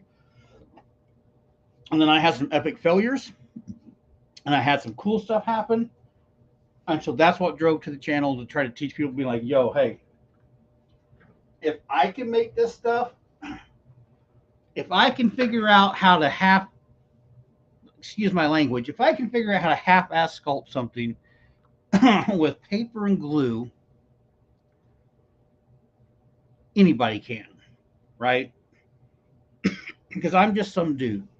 I'm just some dude in Kansas that wanted to make stuff for Halloween, didn't have a budget, was trying to figure out how to do it. So, yeah, anybody can do it. That's what I always cringe when I hear someone be like, I can't do it. Yeah, man, you can. You really, really can because you go back and I'm sure go back. There's some old videos that I put up. Oh my God, I was so proud of everything. I mean, I've always been proud of the stuff I made. Because for me, if you've made something like doing it like this, you start out with newspaper, it literally was nothing, right? Something from nothing. You literally had nothing and you turned it into something that you could use as a decoration, whatever, and was your creation. You didn't go to Walmart and buy it. You didn't go to House Spencer's. You didn't go to Spirit of Halloween. You just made this, right? So you should be proud of that no matter what. if you create something out of, you should absolutely be proud of that stuff. So I was absolutely proud of the, but go if you go back and look at some of those old my god, there's some stuff in those videos that I'm just like, there was videos I honestly wanted to take down because I look at where my progress of my work is now compared to what it was then, and it's just a night and day difference. But the only difference is time and practice, and that's it. So anybody can get there.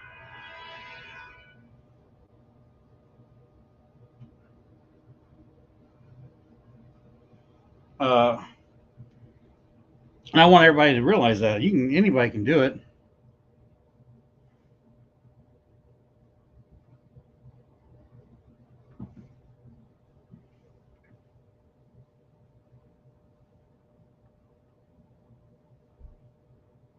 Oh, Rosali, me too. There's some clay artists out there that I watch for sure. I love watching different clay artists do things, and I try to take some of their tips and tricks and see if I can apply them to mache because it's like two different worlds for sure. But there's a lot of them out there that I watch too that I like.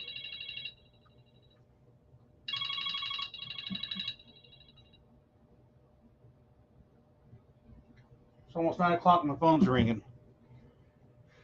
Hmm. Wood carvers too. Yeah, there's some awesome wood carvers out there.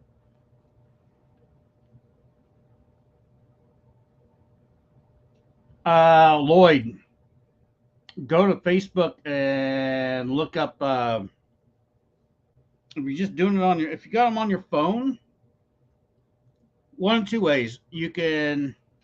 Here's the you. Here's my. Uh, hang on.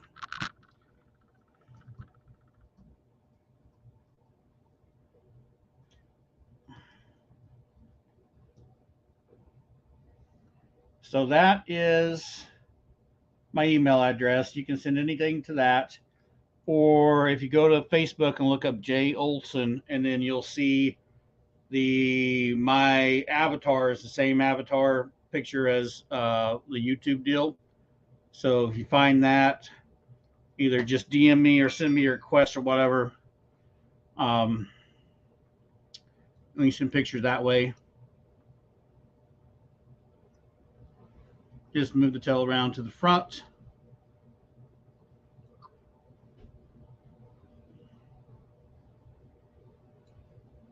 So yeah, Lloyd, you can either email them or send them to me on Facebook.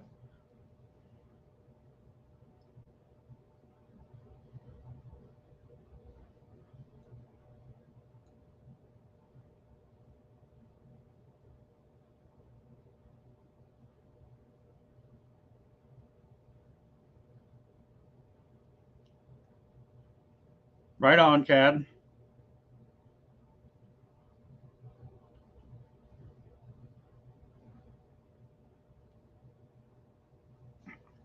Yes, Lupin, you're correct. There's still good info in the old ones, so I'm not taking them down. I am going to do some updates on some of them. Hang on, I got to see what this wireless collar is.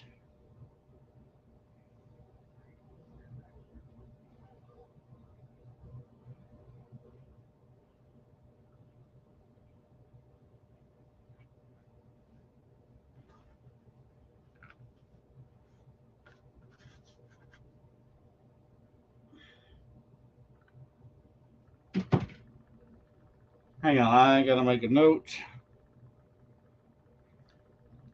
Sorry, guys. This totally isn't YouTube related, but I've got to make a phone call in the morning.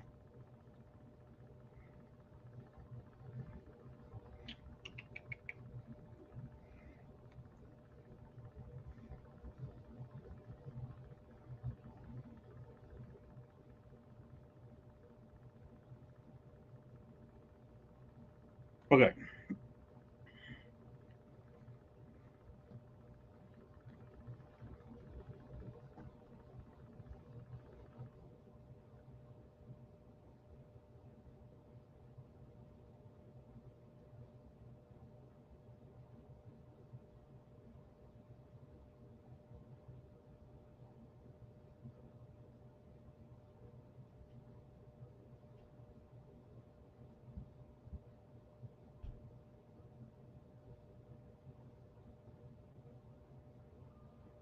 Okay, I'll look at that later. Okay. Sorry, guys. That's some good YouTube content right there. Me just pausing and freaking reading that stuff. Too many things at one time going on. I've got my wife works as a para, and they're wanting for teachers wanting to do a little fake fireplace thing because they're getting their schools get. I don't know where you guys are at, but school starts next week here. So, anywho, they want to do like a little campfire thing, whatever. She wanted to do something like in front of her room. So I voluntold myself that I could do one. One of the easy ones was just some orange lights and expendable foam, the whole 9 yards. Um, so she was explaining what she wanted, and I was reading that. Lloyd, let me go on here real quick. Face bark.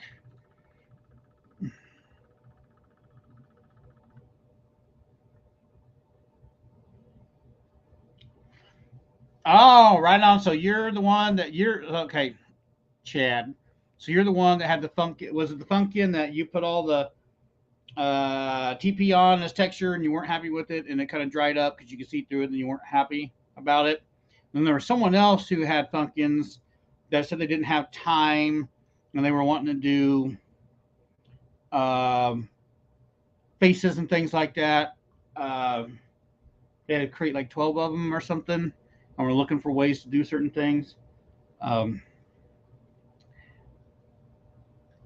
anyway, if so, I think I can help you and give you some ideas.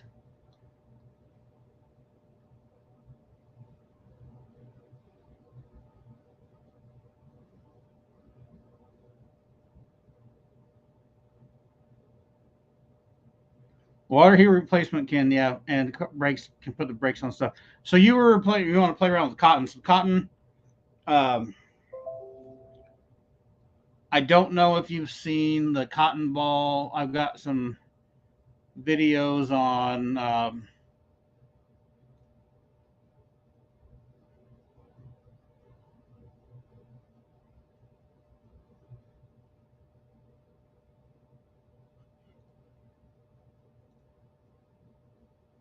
I've got some videos on that.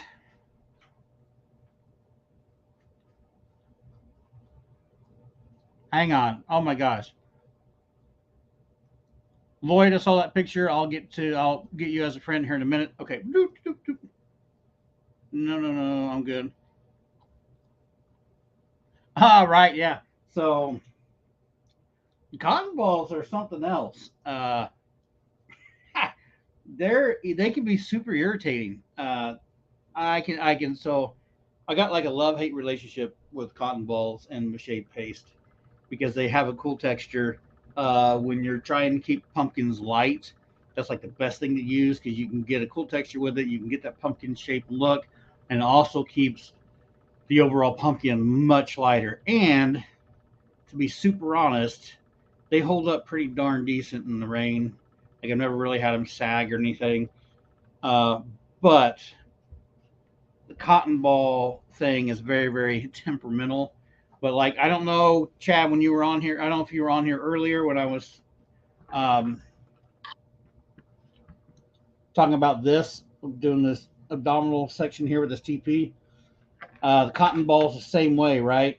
If you're laying that cotton ball and if you brush on some, you know, paste underneath, lay the cotton ball into place, and then really, really, really load your brush up with a lot of paste and let that just kind of drip over all that stuff. The more paste you can load in your brush first, and allow that paste to really kind of saturate that top layer of that cotton ball. Then when you get a lot on there, you can that's when you can, you know, start brushing that on down and that not sticking to the cotton where it's wanting to pull away. Because if you do it too soon, or if your mixture of your glue and water is too thick on the glue side, it'll stick and it rips and pulls with your your brush and stuff. Uh, Once you got your paste thin enough and you lay enough on there and you're light handed with it, you can move that stuff around. You can keep those humps. You'll learn how to keep a hump with a cotton ball, learn how to flatten that stuff out.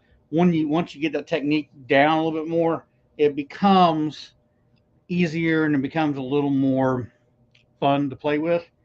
But at first, it's a nightmare. It's really a nightmare. And I'm talking about being influenced by people, right? The whole reason I ever even played with cotton ball stuff was I don't even remember now. It was a YouTube video from Milan. That YouTube channel doesn't even do anything anymore at all. And they had a skull, and then they were fleshing out the skull, making it to a zombie or whatever, and they were using cotton balls and latex to create all this muscle structure and all this other stuff, and it looks super awesome. I like the way it looked, and then again, once again, cheap, don't always have the money to buy stuff, so I decided instead of investing in latex, I was wondering if I could get the same kind of texture that he was getting and do the same thing, just using cotton balls and mache paste. So that's what even brought that stuff up.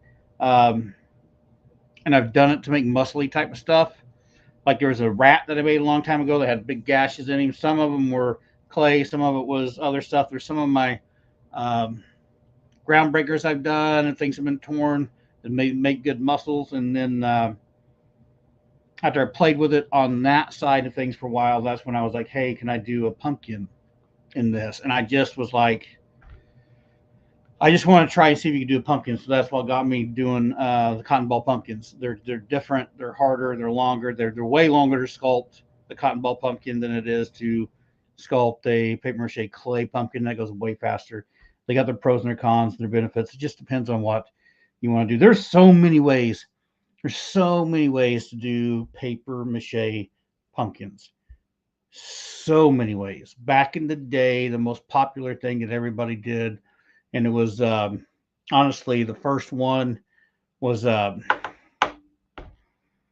my gosh, I can't even believe I'm having a brain fart now.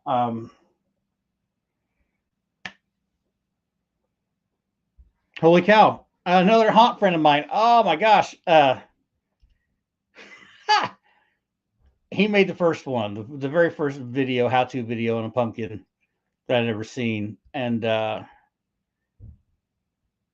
he did it with the plastic bag method, putting it up and taping it and making all your humps. So that became like the standard. Everybody's doing that. Then I was doing those too. And then when I decided to start doing tutorials, I didn't want to copy the exact same thing he did. So I changed it up a little bit. And I made my first tutorial on uh, how to make a pumpkin. And the biggest difference with that was uh, using a lot more clay. Because I can't remember if he used paper mache clay or not. Well, I used a lot more clay to change it up. And then I did the second generation pumpkins, which were fatter on the base, and then they went up kind of taller, and it's kind of oblong shape. And the big thing with that is I quit worrying about making the pumpkin ridges underneath, and I just made a shape, and it was all kind of solid, and then used nothing but clay to create all the pumpkin shapes with. And I've never gone back after starting that second generation pumpkin thing. I've never gone back to bagging things up and taping it first. Completely gone away from that. So it's always either just the shape itself or balloon. I use balloons a lot now because it leaves a nice, smooth inside finish on the pumpkins.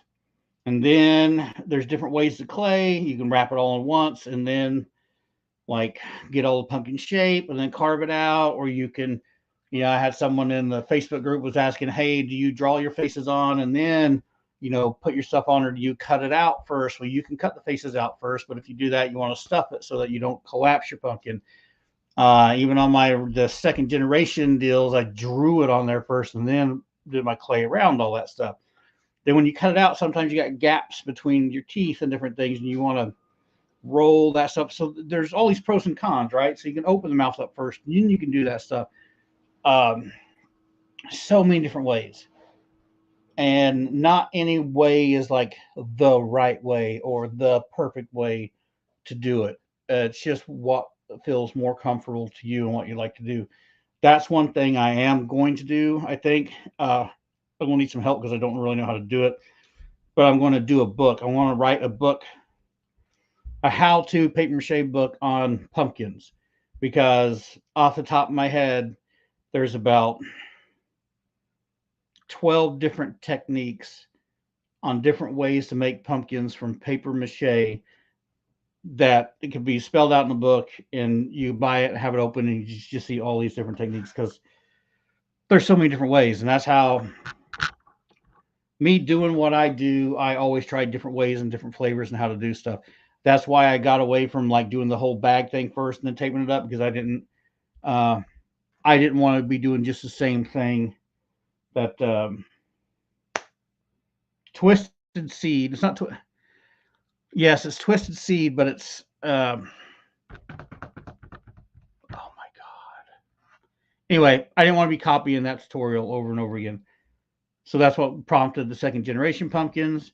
And then that's what prompted, because I used to do part of the pumpkin and let it dry and then come back and do another part of the pumpkin. And then I got tired of that dry time in between. So then I figured out a way to clay it all at once, and just different things led different directions. And I've always changed over the years, multiple times. I've changed different ways to do all these pumpkins. So anyway, there's a rant from nowhere, and you're welcome for being boring for the past 15 minutes or so. Yes, Rosani says controlling saturation is the thing with cotton balls, and she's absolutely correct.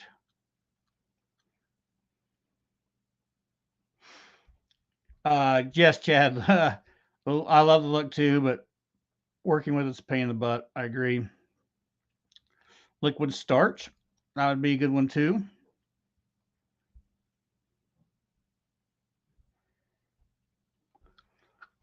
Oh, Jessica says, I would buy that book. You're a great teacher, and I have learned so much from watching this channel. Thank you so much. I'm glad anybody's able to learn anything off of me sometimes.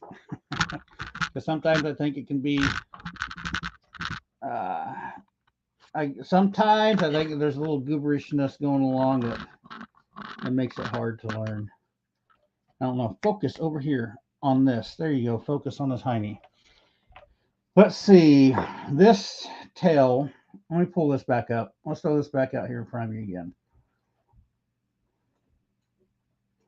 Yeah, that's what I want to see. This tail here. Dead End Yard Hunt. Thank you so much, brother, for the super chats. Like I've always said before, and we'll do a whole nother. Okay, hang on. Before we get in that whole spill, we're going to try to detail, look at how this kind of, that's almost like scales in a way. I'm going to try to do this. I'm going to try to do this with newspaper with toilet paper. We'll see how that goes. Back to Dead End and super chats.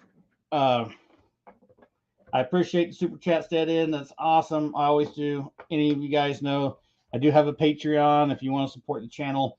If you want to help support the channel in a monetary standpoint by sending money, you can. Super chats are always welcome.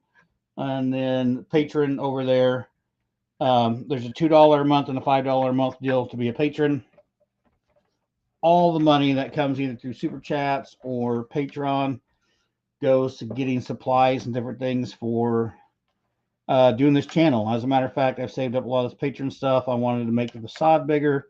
I'm probably going to use that to make the facade bigger, but I am going to be making a YouTube video of all that while I'm doing it. So it's not just, hey, you know, I'm going to be making videos to show you guys as well. So all that stuff helps. Also, if you can't support in that way, I understand, because I absolutely know what it's like to be broke, or not even just broke, but low on funds. Just you watching the videos and making comments on the videos and like giving the videos a like, things like that. You might not realize it, but that makes a big difference on YouTube itself. That helps out a lot. That sets the algorithm off to let it know that people are actually enjoying what they're watching. In fact, I got to pull him up. So I don't know if you guys saw what I did. I folded over some toilet paper there. I put a little mache paste on his tail first.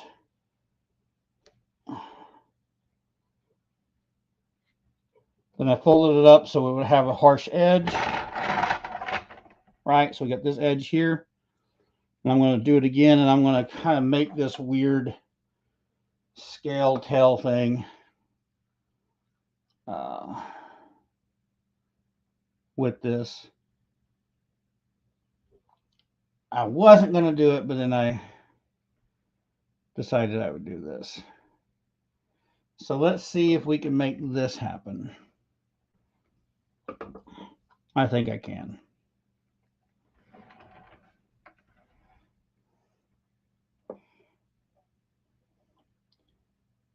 And then also over there on Patreon, we're going to be doing, I've decided to shift the live classes where they're like actual build-alongs.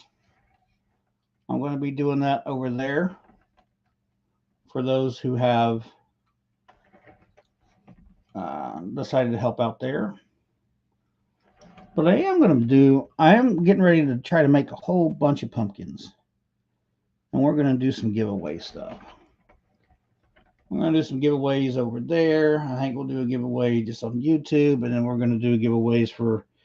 I'd like to recognize some of these people who are able to help out monetarily like Lloyd just did.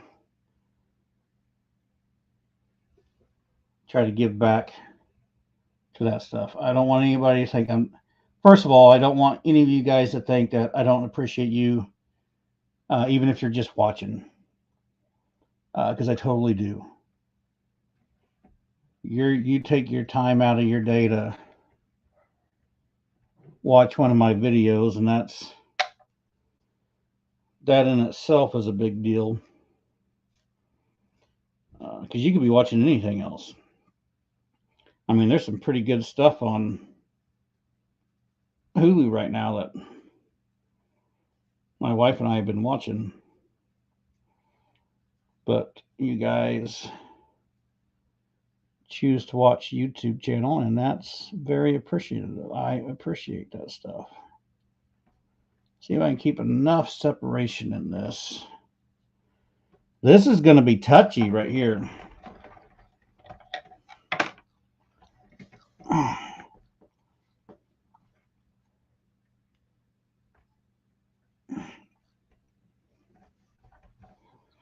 Where did those... You guys know where I put my scissors? I put them scissors. I had them scissors, and then they're gone.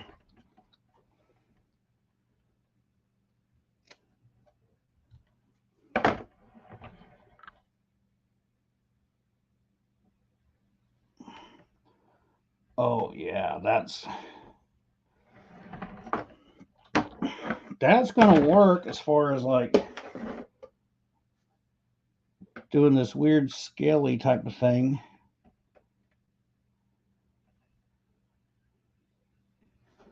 But this is going to take some time. Now, it would definitely be a lot easier just to slap some clay on here and then push some divots in. But for the most part, we made this guy with just toilet paper details, so why change that now? Why make that any easier on us when all I've done is make it hard the whole time? So, baby. Love you too. You going to bed early? Well, I'm just laying Okay. There was Mrs. Unhinged.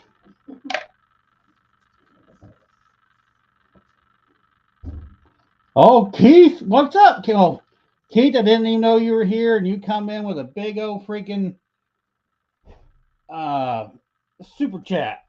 Thanks, brother. I appreciate that. Just to be more than Lloyd driving home from work. Oh my gosh. Lloyd, Keith is trying to throw you under the bus again, man.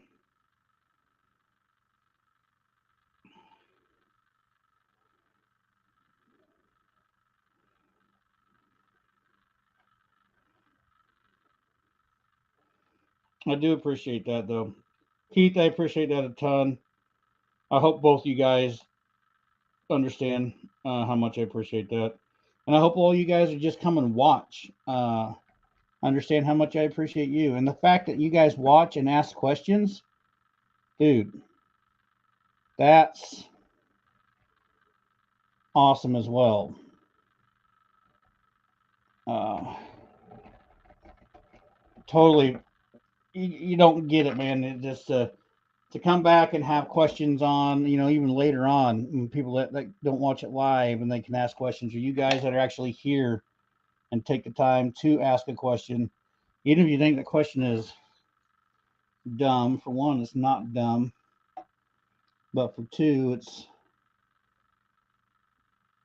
awesome to have you in the chat. And then if I can help out in any way, if I can help answer questions, then I will. And there's some of these guys on here that got some awesome ideas too,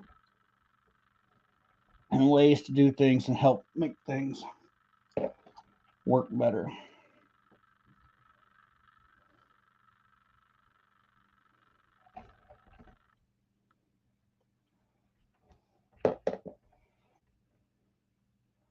This whole project was Lloyd and Keith's fault to begin with.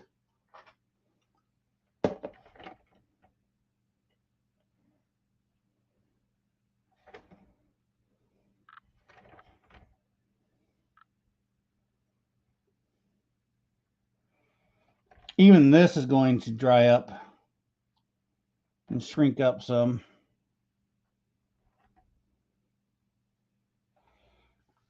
Oh, what do we got going on over here? Sorry, guys. Keith slipping in to say hi. Gotta drive. Hey, Keith, be safe. Don't be freaking typing on here while you're driving, dude. Get home safe. I'd rather see you on another YouTube video. Kenny Good Paster? Kenny Good Paster? Is that right? Kenny says, I love watching you and all the cool stuff you do. You're right. Hey, thanks, dude. A bunch. Cobwebs is out. Be safe going home, bro.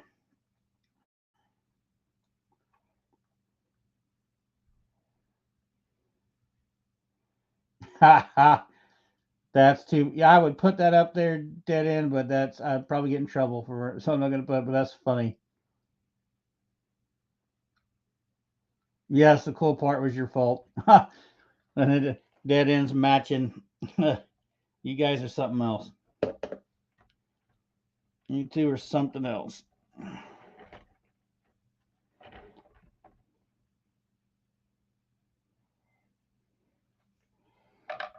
Mm.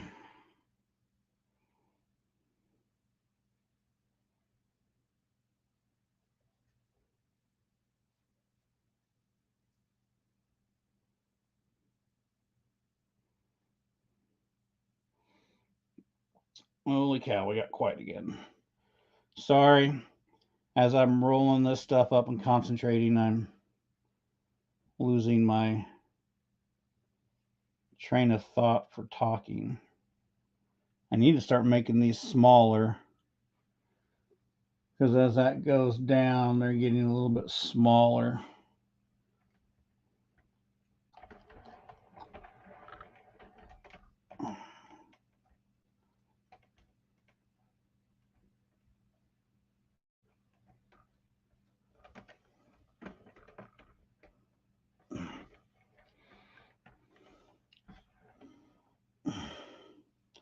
Lupin, what were you saying about the tail? Like pulling it around to the front?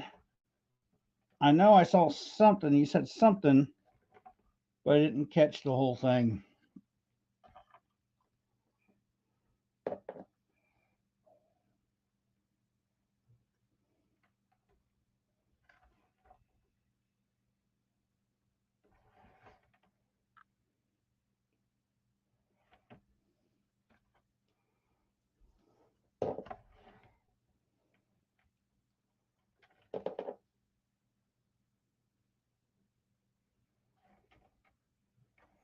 Mm-hmm. Here we go. Oh, excuse me, sir. Sorry, sir. Sorry. It's right in here between your legs. It's where I need to be. You won't feel a thing. I promise. I promise. Here's where things get tedious.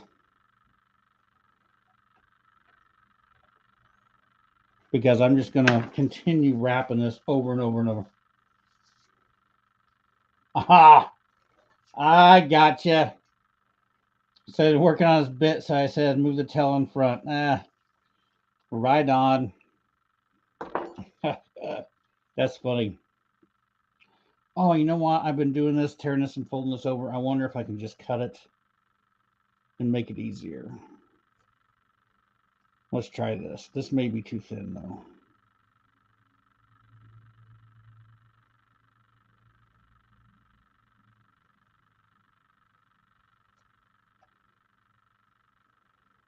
Let's see if this is going to be too thin. Hopefully not. If I could cut straight, too, that'd be even better.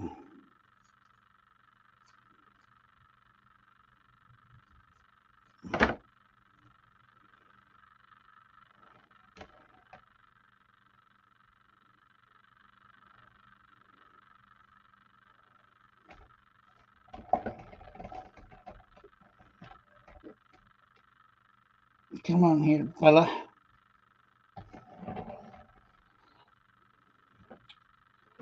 That might.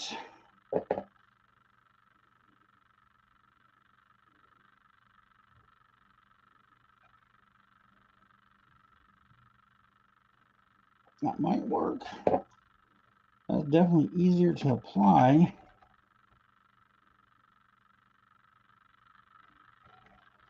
Now the only thing I'll know. All right, so I cut that. These other ones I was kind of folding up, so it was kind of bunching up and actually making this TP thicker. So I just cut one, so it's definitely not as thick. I'm going to see if, because when this stuff dries, it will shrink.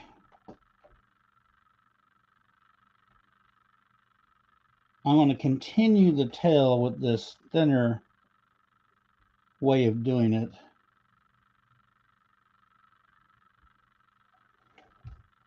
And I'll find out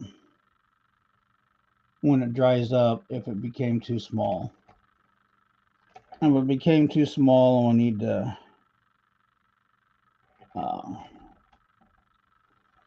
thicken it up a bit or something, then I will.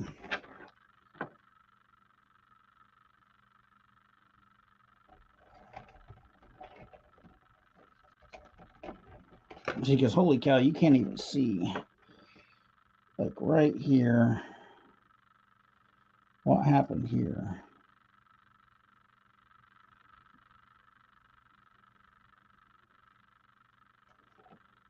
Just toilet paper's just coming apart.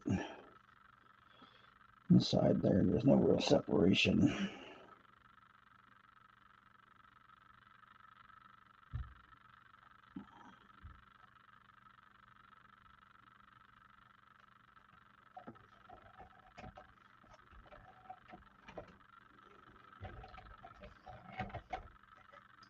Okay, let's go with a whole nother thing here.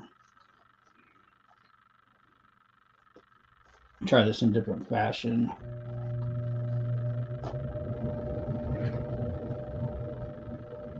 Good pastor. All right, right on.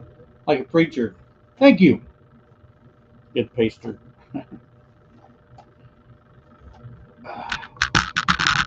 Not only do I need to brush up on my sculpting skills, it would seem I need to brush up on my vocabulary as well. But I apologize. But now I can pronounce it right, and if I see you're here again, I will know what to say.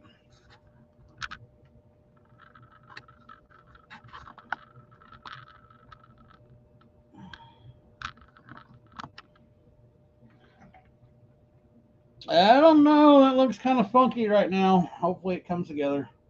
We'll see. If anything, I can hide it with some actual skin and just right over the top of it.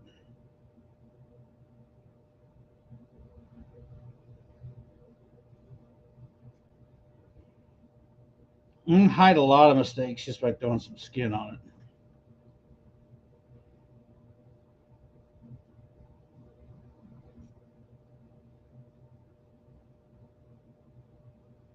And cut a few of these up.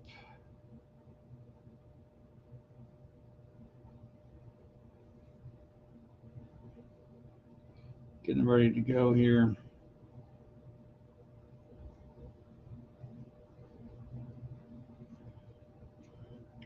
I can't concentrate and cut things and talk at the same time.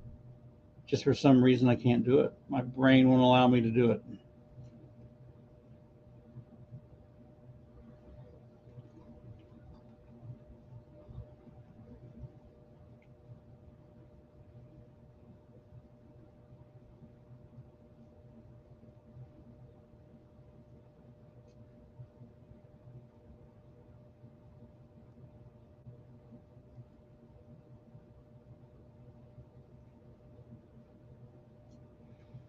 Yeah, anyway, how about you guys? You guys got kids going back into school? Is school in your area starting back up or not? Man, 2 hours and 18 minutes in here, and I still have the attention of 8 of you. I'll take it.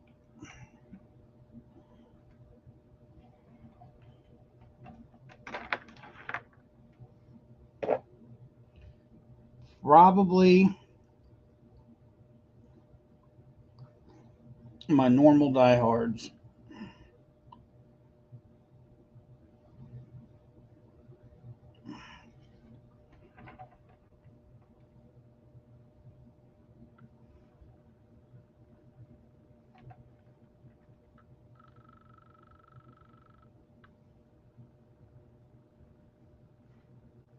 Mm-hmm.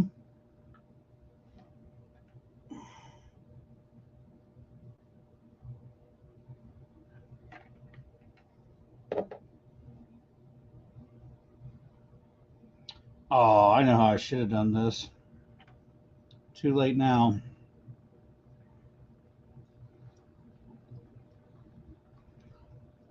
I should have done this um,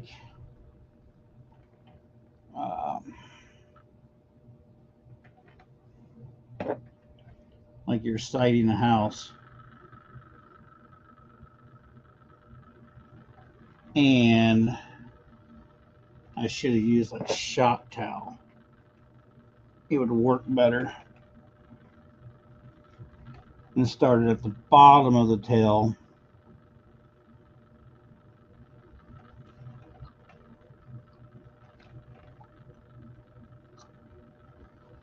And then overlapped, right? That would have been a better way of done that. Oh well. So as I'm sitting here talking to myself, the better way to have done this was you get that blue shop towel. I use it for skinning a lot of times and different projects and stuff. Uh, Dries really hard. It's awesome stuff.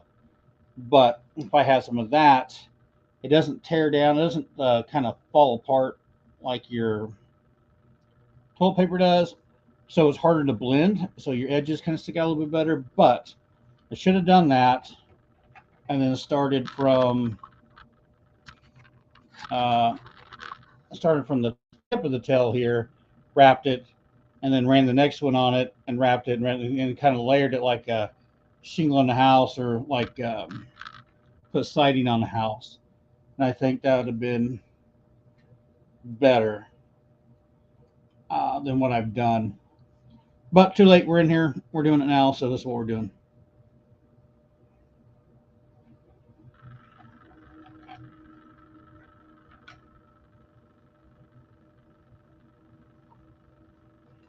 Every week, the Late Show. Absolutely.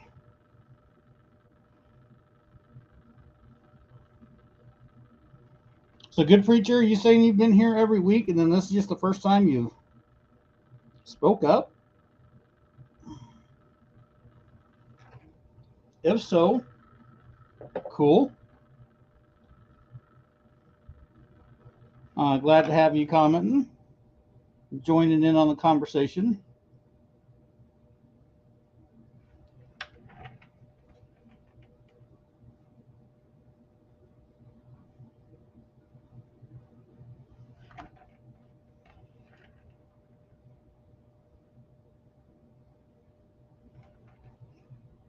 You can even tell me how I'm doing this wrong. That won't bother me.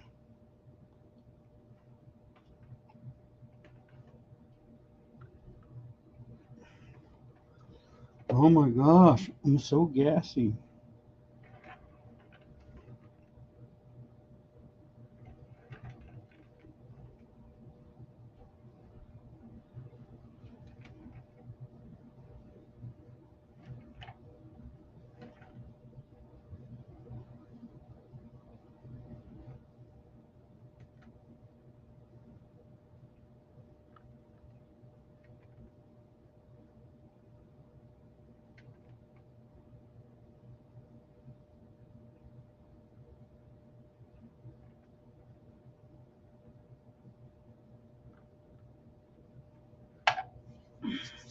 Yeah, a lot of this though may shrink up enough that it almost disappears. We shall see. There was someone in the Facebook group that was using TP and doing this, and it was she's real happy with the texture at first, and then we dry it up, and she was upset because you could basically see back through it again.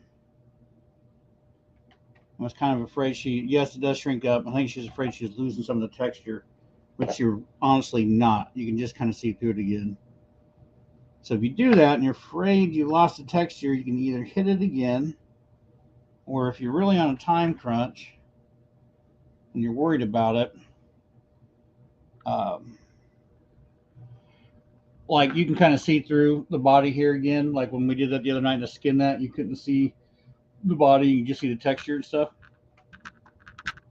If you're afraid it's going to be a problem, throw a quick base paint on it real fast, and then you'll be able to see your texture again. Everything will look one color, and then you can judge it a lot better. And if you feel like it needs more texture, if you lost that texture after you base coated it all in one color, then you can just slap on some more stuff right over the top of that paint. Not a big deal.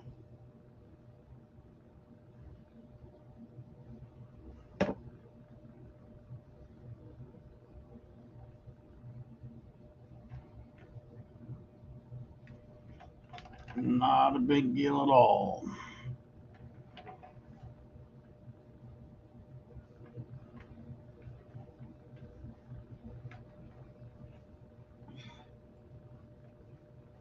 See, and I went a couple rows with this and was looking at it, and I'm like, not really sure I like that. But I'm just continuing on in this haphazard fashion. And the more I put on, the better this starts to look.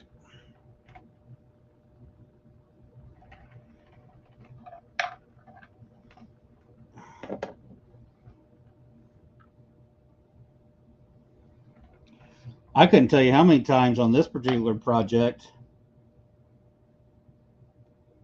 where I was looking at it being like, This thing looks like crap. And then just kept on, and it seems to start falling together.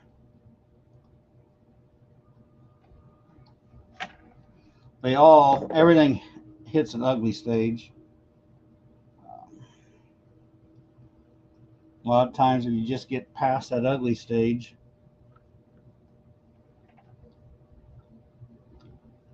you'll find yourself a lot happier with your project.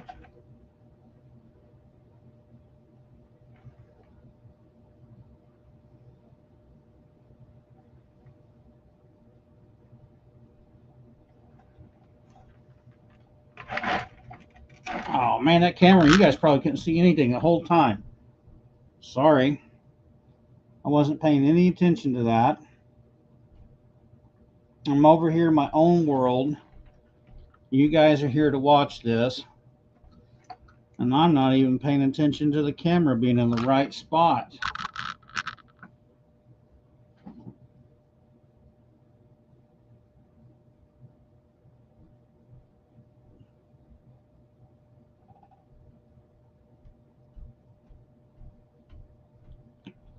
Rosani, you're exactly correct. Rosani says, the way I see it is, there are many different techniques and you don't know until you try. Lots of possibilities and lots of possibilities as far as textures go.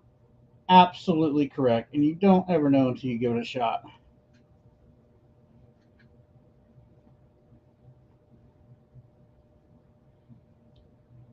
Kenny says, my tablet is a pain, but I'm happy to watch. I am happy that you're happy to watch and here and watching. Because this whole live thing was the first couple of lives I ever did was super weird. Like, strange. I mean, the first video I ever recorded was strange when you're just staring at a camera, trying to talk to it like you're talking to people. That was kind of weird. But you kind of get past that once you start editing and seeing how the videos come together and stuff. But I'm telling you, the first live I ever did, that was just super weird.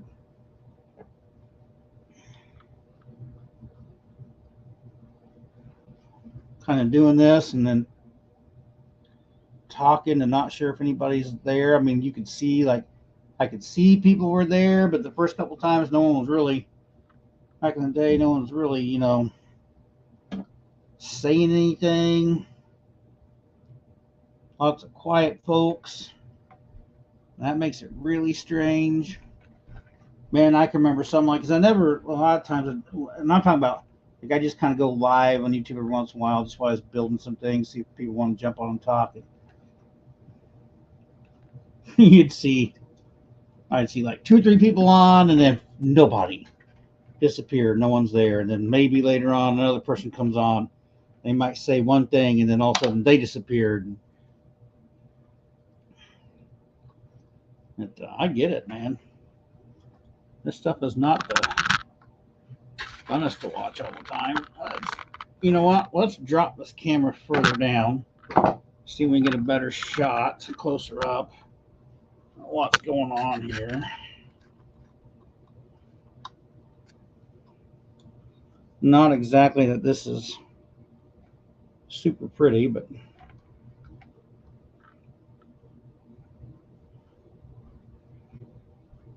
I can at least maybe see what I'm doing.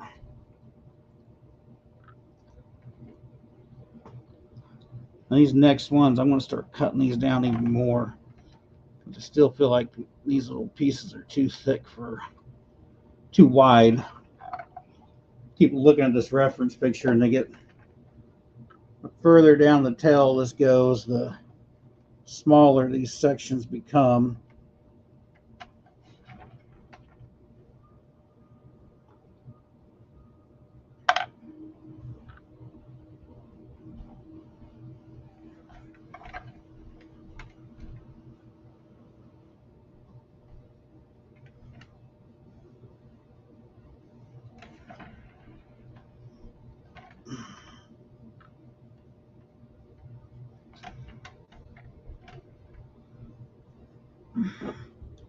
I have to move this thing around so far.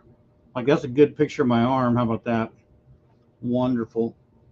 Where's my, need my little high voice character talking about how good the camera work is right now. See, that one was way too fat. Okay, we're going to have to start trimming these down a little bit more.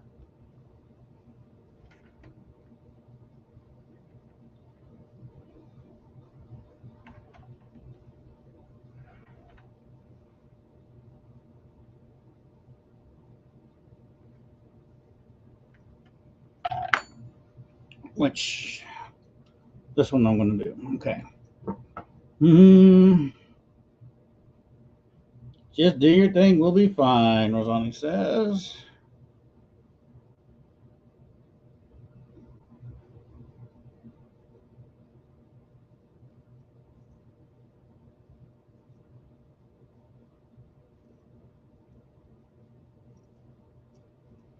Hopefully that wasn't too small. No, it's not too small. Dead ends listening and working.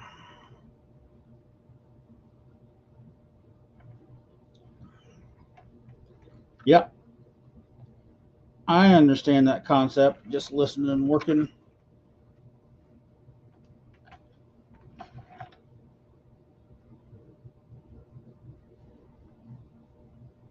And then I decided to be a Hollywood star.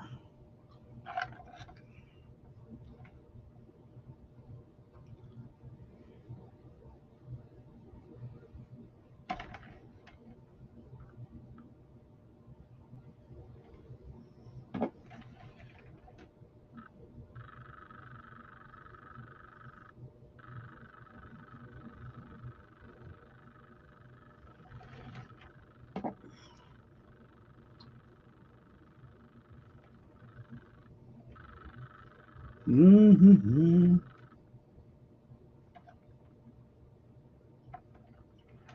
Back in my day, we used to make Pumpkinhead creatures out of toilet paper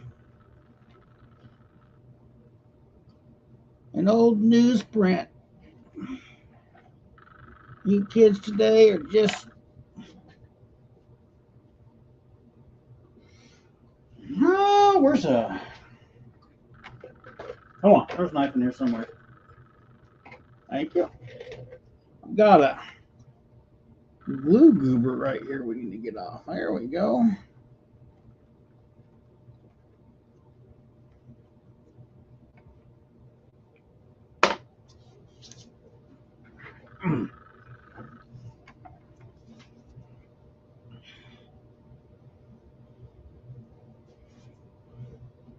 Poor people hanging in tight. That's right. And we liked it.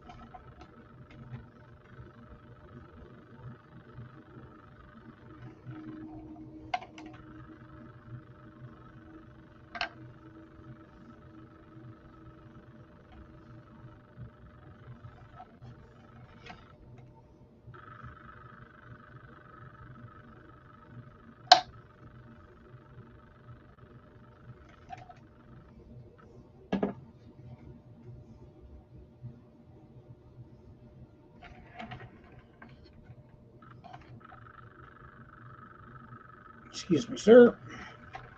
Pardon me. Excuse me. There we go.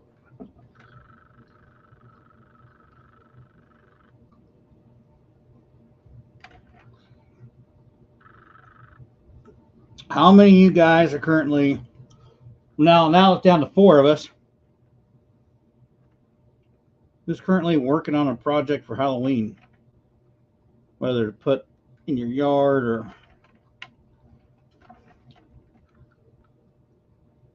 put inside the house. or to sell. I know Lloyd makes things to sell.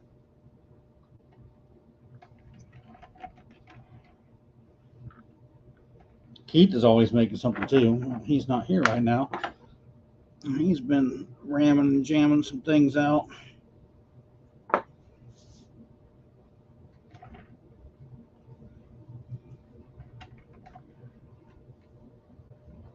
Joey's making something right on. What are you working on, Joey?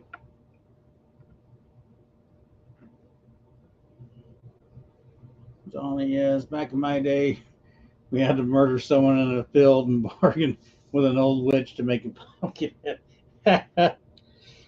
Well, Lupin, you're an old timer.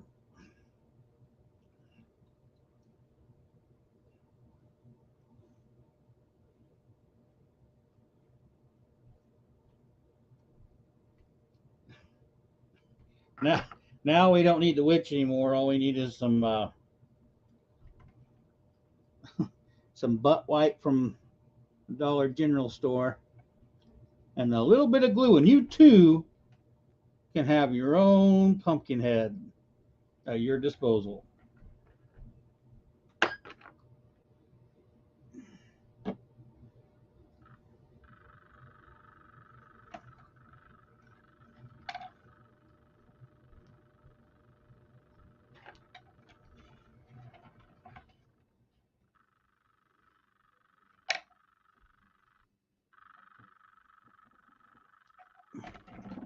Oh my goodness. I hope you guys didn't hear that. If you did, well, I don't know what it was. It was the chair. The chair's making noise.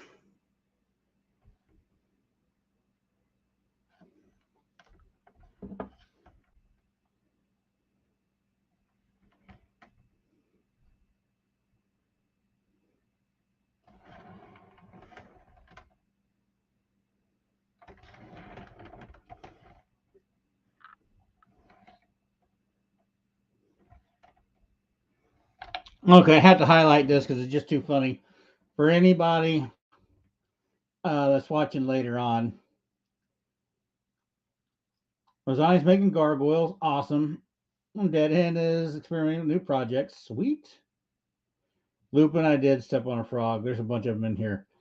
In reference to me saying back in my day, Lupin says, back in my day, we had to murder someone in a field and bargain with an old witch to make a pumpkin head. That is hilarious. It is funny. And if you guys have watched any of the Pumpkinhead movies, which I finally sat down and watched a while back, you'll know you understand that reference. It's great. I have a great chat. I have a great chat. I have a great group of usuals that show up. You guys are awesome.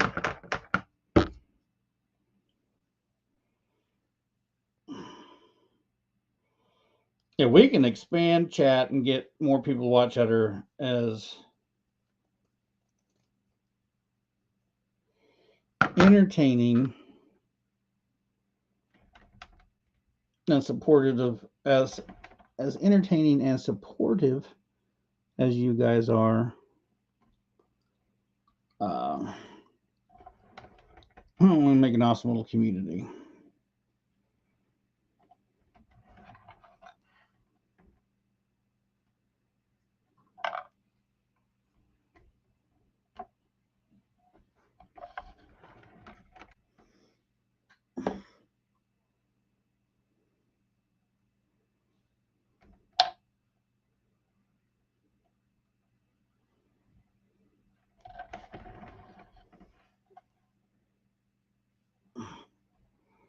No, you guys can't see what I'm doing. Let's push that out a little bit more. I'm just laying these on almost like a scale, I guess.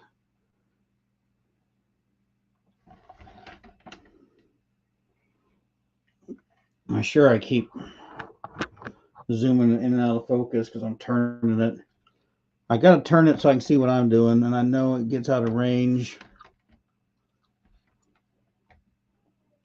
of the camera. But if I back the camera way up, I guess it wouldn't matter now. You guys don't need to see the detail. You see what I'm doing. So yeah, whatever. Let's just back this up here somewhere. Whoa. That's getting crazy, y'all. What are you doing? Let's get even higher than that.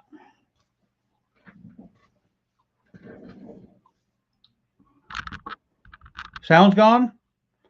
Let's see. Unmute. How about now? Joey, is it back? If you guys can hear me, type if you can hear what I'm saying, type 3 in the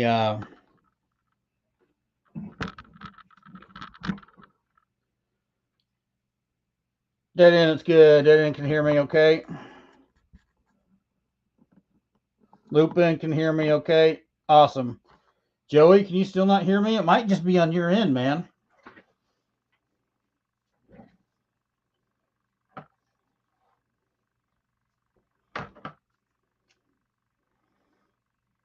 Razani says the sound was there as well, so.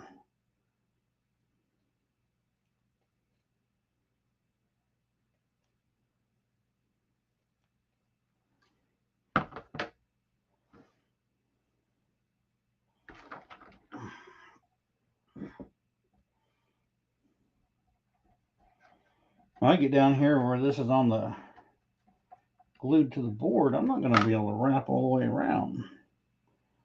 It's going to be a whole new world.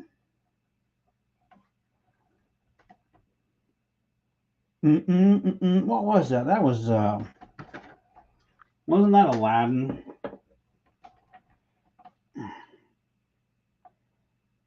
What an old show it even referenced. I was a kid. Man, time flies by.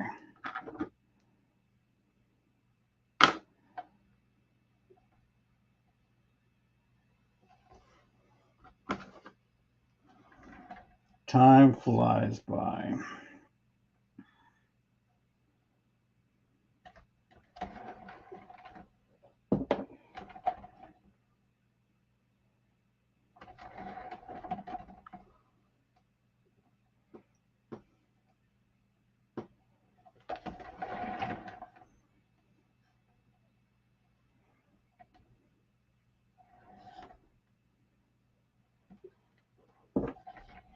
Oh, hey, let's do that. I haven't told you guys about this. If you guys don't know, I'm on the TikToks. So if you follow me over on TikTok, you'll find I try to get the little short videos out every once in a while that are fun. I haven't done one in a while. I do have an Instagram. I notice a lot of people over on Instagram, and I had an Instagram thing for years and I haven't done anything with it. So I am going to start doing some more junk on the Insta, on the grams, whatever the hell they call it. And I know they just did a new thing called Reels or something like that. And I'm thinking that that's probably like along the same lines of like TikTok type stuff. So I'm going to try to throw some videos on that type of stuff up over there. Yeah, I'm going to try to get on just, everywhere, people. On all the platforms, on all the stuff. Or maybe I can get into that group of kids that have zero attention span. And everything has to be done in 30 seconds or less. You might not learn anything on that, but I might be able to make some cool videos.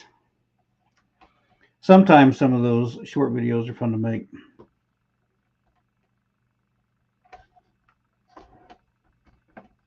Just because you can put some fun music behind them.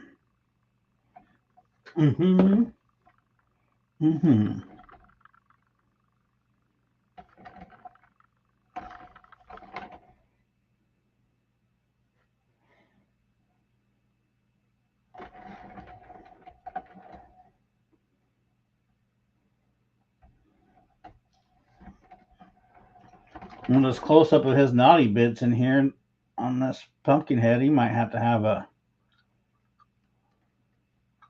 an OnlyFans account started for him.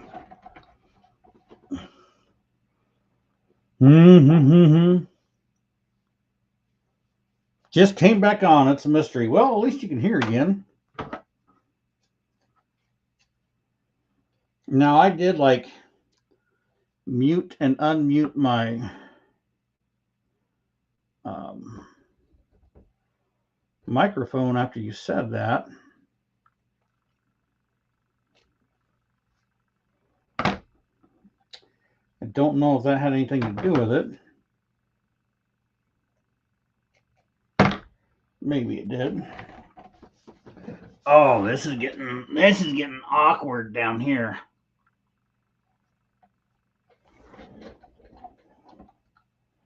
The angle is strange.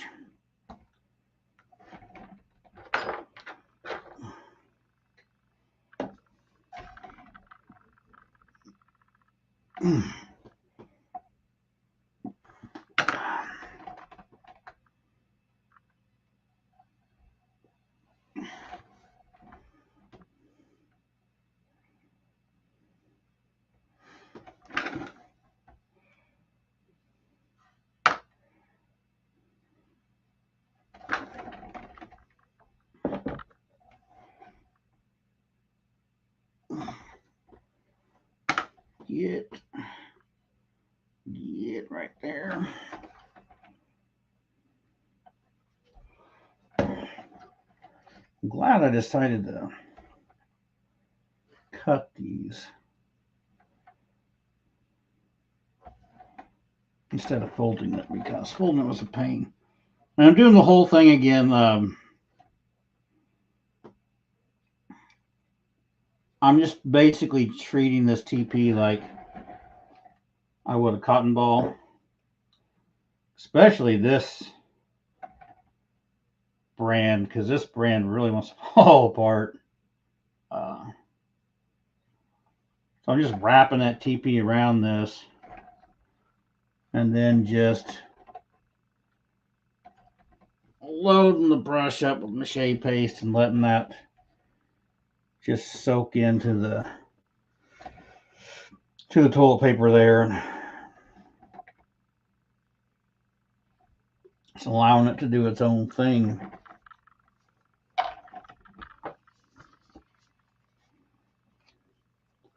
Holy cow, 2 hours and 48 minutes.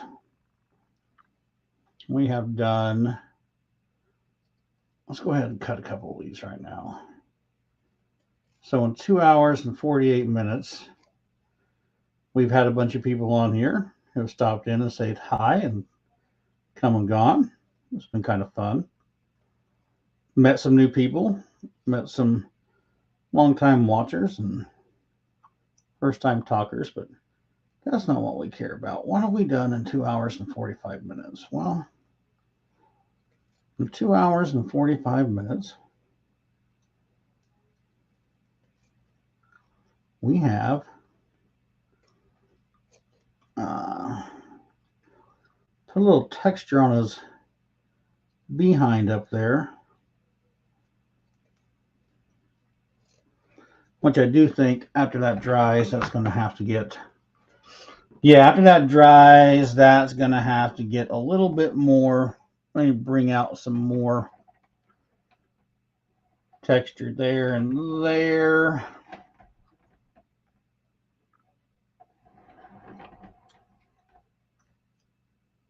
We added this stuff down here to the bottom of the feet, which is kind of a cool,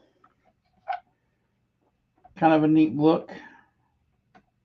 I don't know if it helped it out tremendously, but it's neat. I started detailing this tail out. We're getting down to the point of almost getting to the hands.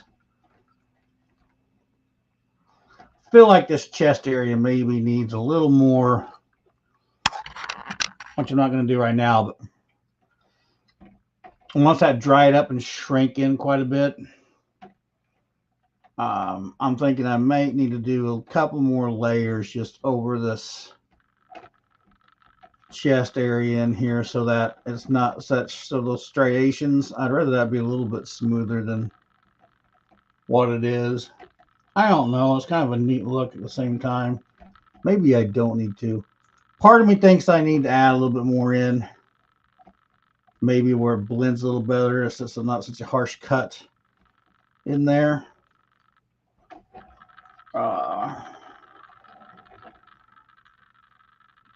Part of me says leave it alone. There's a part of me that says should come in here and put some more raggedy pieces in here where the skin's kind of tore open for this whole crazy effect. Maybe so, maybe not. I mean, you could just whatever. You could just go and go and go and go on this thing.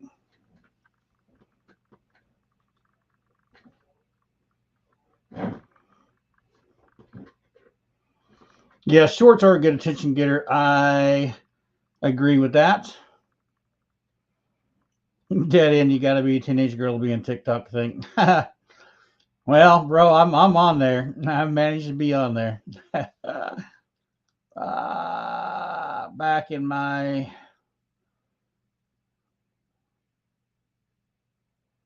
day, Pumpkinhead out of school glue TP foil. Yeah, Lupin needs to do more squats. His glutes are still something to be desired. I'm going to thicken those up a little bit more this week as this stuff dries out. But yeah, because I need to pull this in. This needs to get. There needs to be a little more. He needs kind of a butt cheek thing going on right through there somehow. I don't know. Maybe not. I might add a little bit more just for some texture, just for some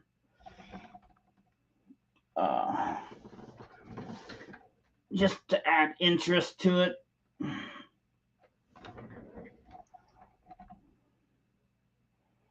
I mean, I'm gonna have to admit, I've made some pretty tough things in the past, and this guy is like, not that it's just, I mean, it's tough, and not that this is just tough. It's just that there's details for days on this guy, all depending on what rendition you're looking at, you know. And then if you start throwing in your own flair to it, I mean, you could just add and build textures and details with this dude. And the funny thing is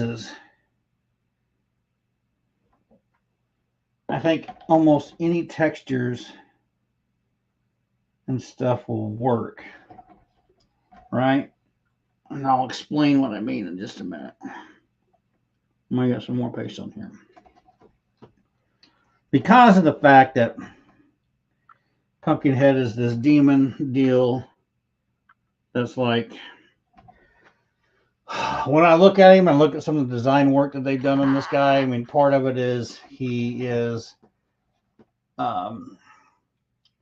like the pieces on the shoulders for sure. Like that's for sure, like, you know, what I'd say like pumpkin vine type stuff that's, you know, so he's humanoid, you know, it's this demon thing, but then it's got like this kind of vine texture crap underneath, you know, even to deal with the pointy bits that come up off the back of the legs here. I mean, that's all represented in the shows and the pictures.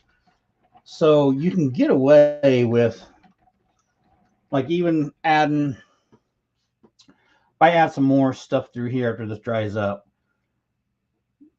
does it need to look like a butt cheek in here? No, not really, because if you just kind of add some more grooves and stuff, you create kind of a viney, right? Like a viney, woody type of texture type deal in there, blended into what are muscles and a humanoid type of thing. So, I mean, you can get away with changing the anatomy of this guy a little bit, and it still rings through as this Pumpkinhead creature.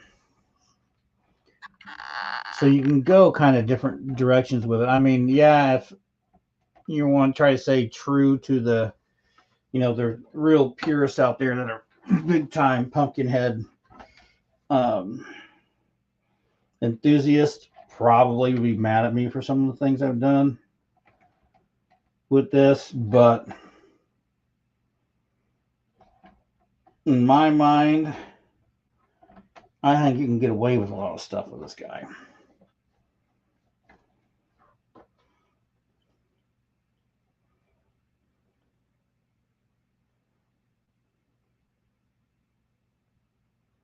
Yeah, Kenny, I knew what it was. I knew it was back in my day. I knew where you were going with that.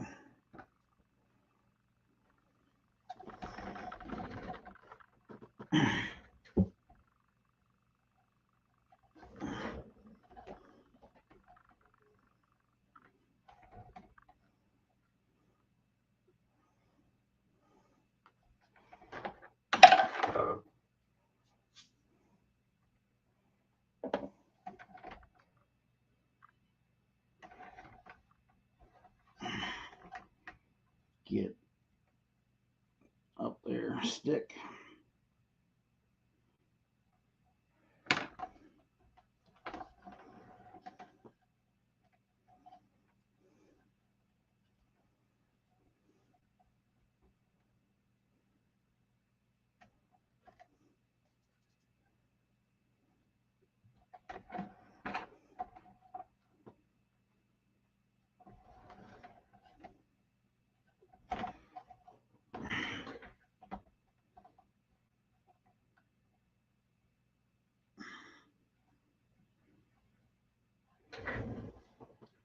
What a good idea I thought it was when we started this project to go ahead and stake him down to this board and then work with him. However, at this point, I'm seeing how that wasn't the greatest idea.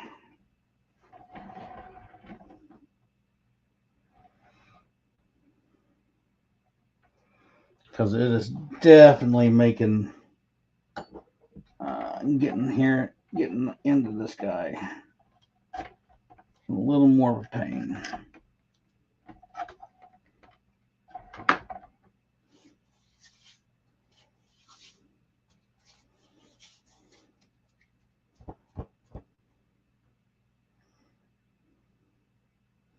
I'm trying to trim that down a little bit more. The more I trim this thing down, the harder this is going to be to apply. But these things have got to start getting smaller. As I talk to myself about this, let's see. Ooh, crud. I just ripped his abdominals up.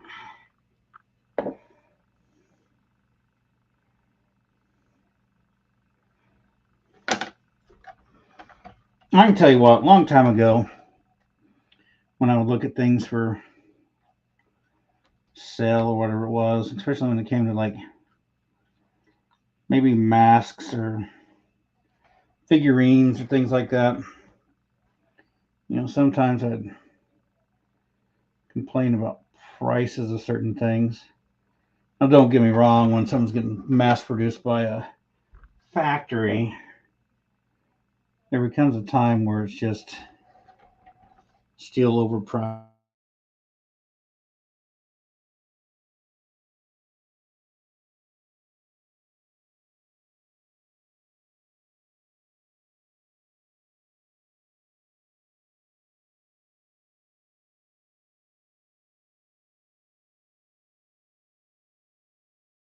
being said,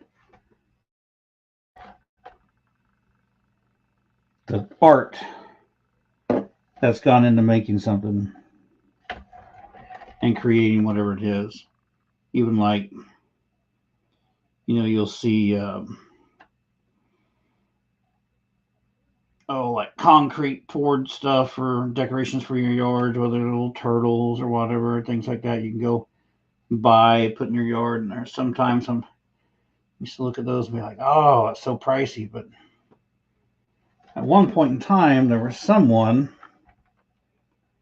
who, nowadays it might be a little bit different with 3D modeling and stuff on computer, but before that, there was someone who sculpted all of that stuff out first and had all that time in creating that first original piece of art that was then molded and cast to create those deals that we poured to create that. So anyway, all that being said, by doing this stuff, it has given me a different appreciation over the years of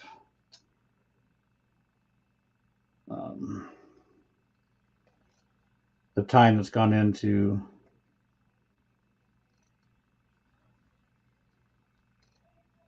the beginning of getting something created.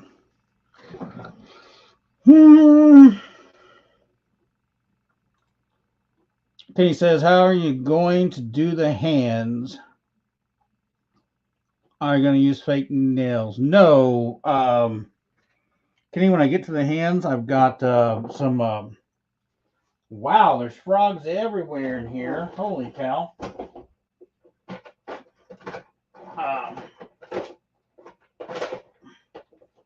Come here real quick. So a long time ago, I need to look up recipe again. I made cold porcelain, found it on the internet, and made some stuff with cold porcelain. I made a bunch of teeth. So the teeth I did in his head were these little things of cold porcelain that I had left. I'm going to use these, and I'm going to take a little drill bit and drill a small little hole nub in the back sides of those once I pick out the ones I want for the claws. And then I'm going to just glue them straight to the tips of these wires. Then once I have the claws in place, then I'm basically going to build up knuckle joints with TP, and we'll do it live. I'll wrap it around it and make some blobs that are on there or whatever. And then I'm just going to layer on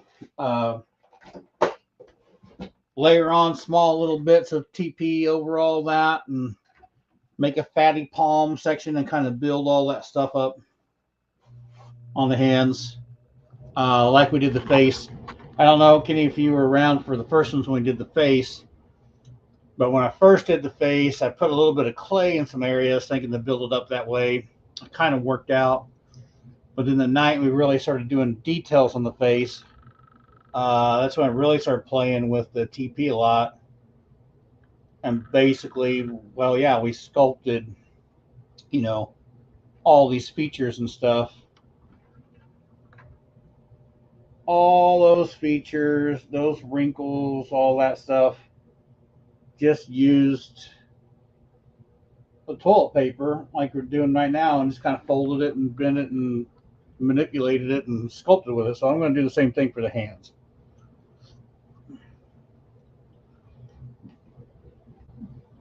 Rosani, thanks for being here. Rosani, thanks for being here.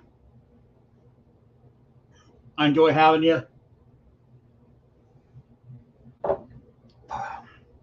You are one of the diehards that show up all the time. Have a good night. Oh my gosh. We are... Okay, hang on. I'm doing one more thing here. We're 3 hours into this, peeps. I'm wrapping one last piece on this, and then I've got to call it a night. Holy cow. I didn't even realize what time it was.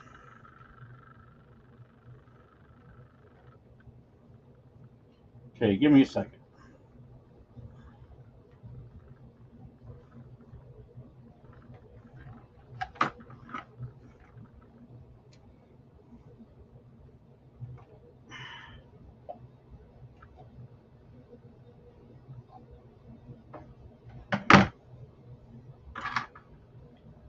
this on here.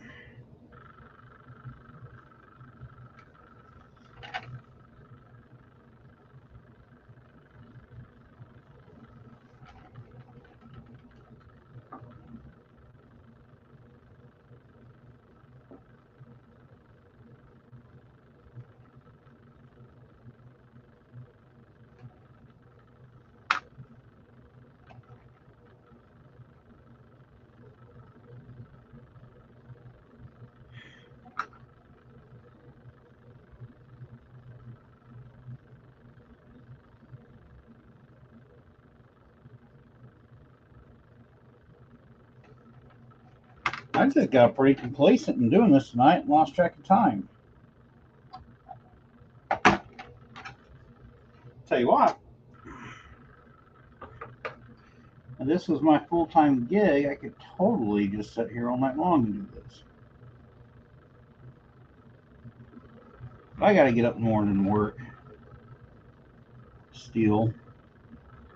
I got to work at my pretend job so that my real job here can take over my pretend job's place. Okay, that's going to be a difficult thing to do. I'm going to pull it off. All right. Okay, holy Toledo. Camera up. All right, holy cow, you four crazy people, and I guarantee you four have been here since the beginning too. You guys are awesome. Wow, but we're in. I'm 3 hours and 8 minutes into this. I'm calling it for tonight. This live stream has been long enough, and you four that have been here through the whole time, you guys are crazy. You're crazy, but you're awesome. You're my type of people that just kind of hang out, have a good time. So I'm done with this. Here's what I'm going to do. Let's recap this real quick. Working on kind of scaling out that tail. I am going to finish doing this all the way down the rest of the tail this week. So the tail's done. That way next week it's just basically kind of working on hands and stuff. We almost got this guy done. So I will work on the tail this week with all the other stuff that I'm working on. Keep your eyes open for more videos just on the YouTube channel. I know that sometimes that when I put them out there, you guys don't get notified. So just check it. I'll try to drop when I'm dropping those videos. It'll either be like a Saturday or Sunday type of thing. Like I said, I'm currently working on another video of the facade from last year to put it all together in like one thing that's like 10 minutes long or whatever. So if you're interested in that and wanting to see it all kind of go together in one deal, if you didn't follow it last year, that video is coming. Another video is coming on homemade silicone mold out of silicone you just buy from Home Depot, that type of stuff. Another video is coming on how to repair mache when it breaks, because last year, if you guys watched, the wind tore the hand in half on my witch. So she needs to get repaired because I'm going to be using the witches again instead of making new ones. So we'll do a video on repairing that. So we've got that stuff we're going to go over. Look for that stuff in the future. It's coming up. Lloyd, thanks for being here. Lloyd, thanks as always, thanks for the super chats. Super appreciate that. Keith, even though you're not here now, maybe you'll watch it later on. Thank you, brother, for the super chats. Lupin, thank you for being here. Joey, thank you for being here. All you guys that come and hang out all night long, thank you for just hanging out and talking. I enjoy it all. And all the support, whether that's just watching or whether that's super chats or whether that's Patreon, whatever, that type of stuff. I appreciate all you guys. And have a good one. We're going to see you next Monday and try to get this guy closer to me finishing up. And until next time,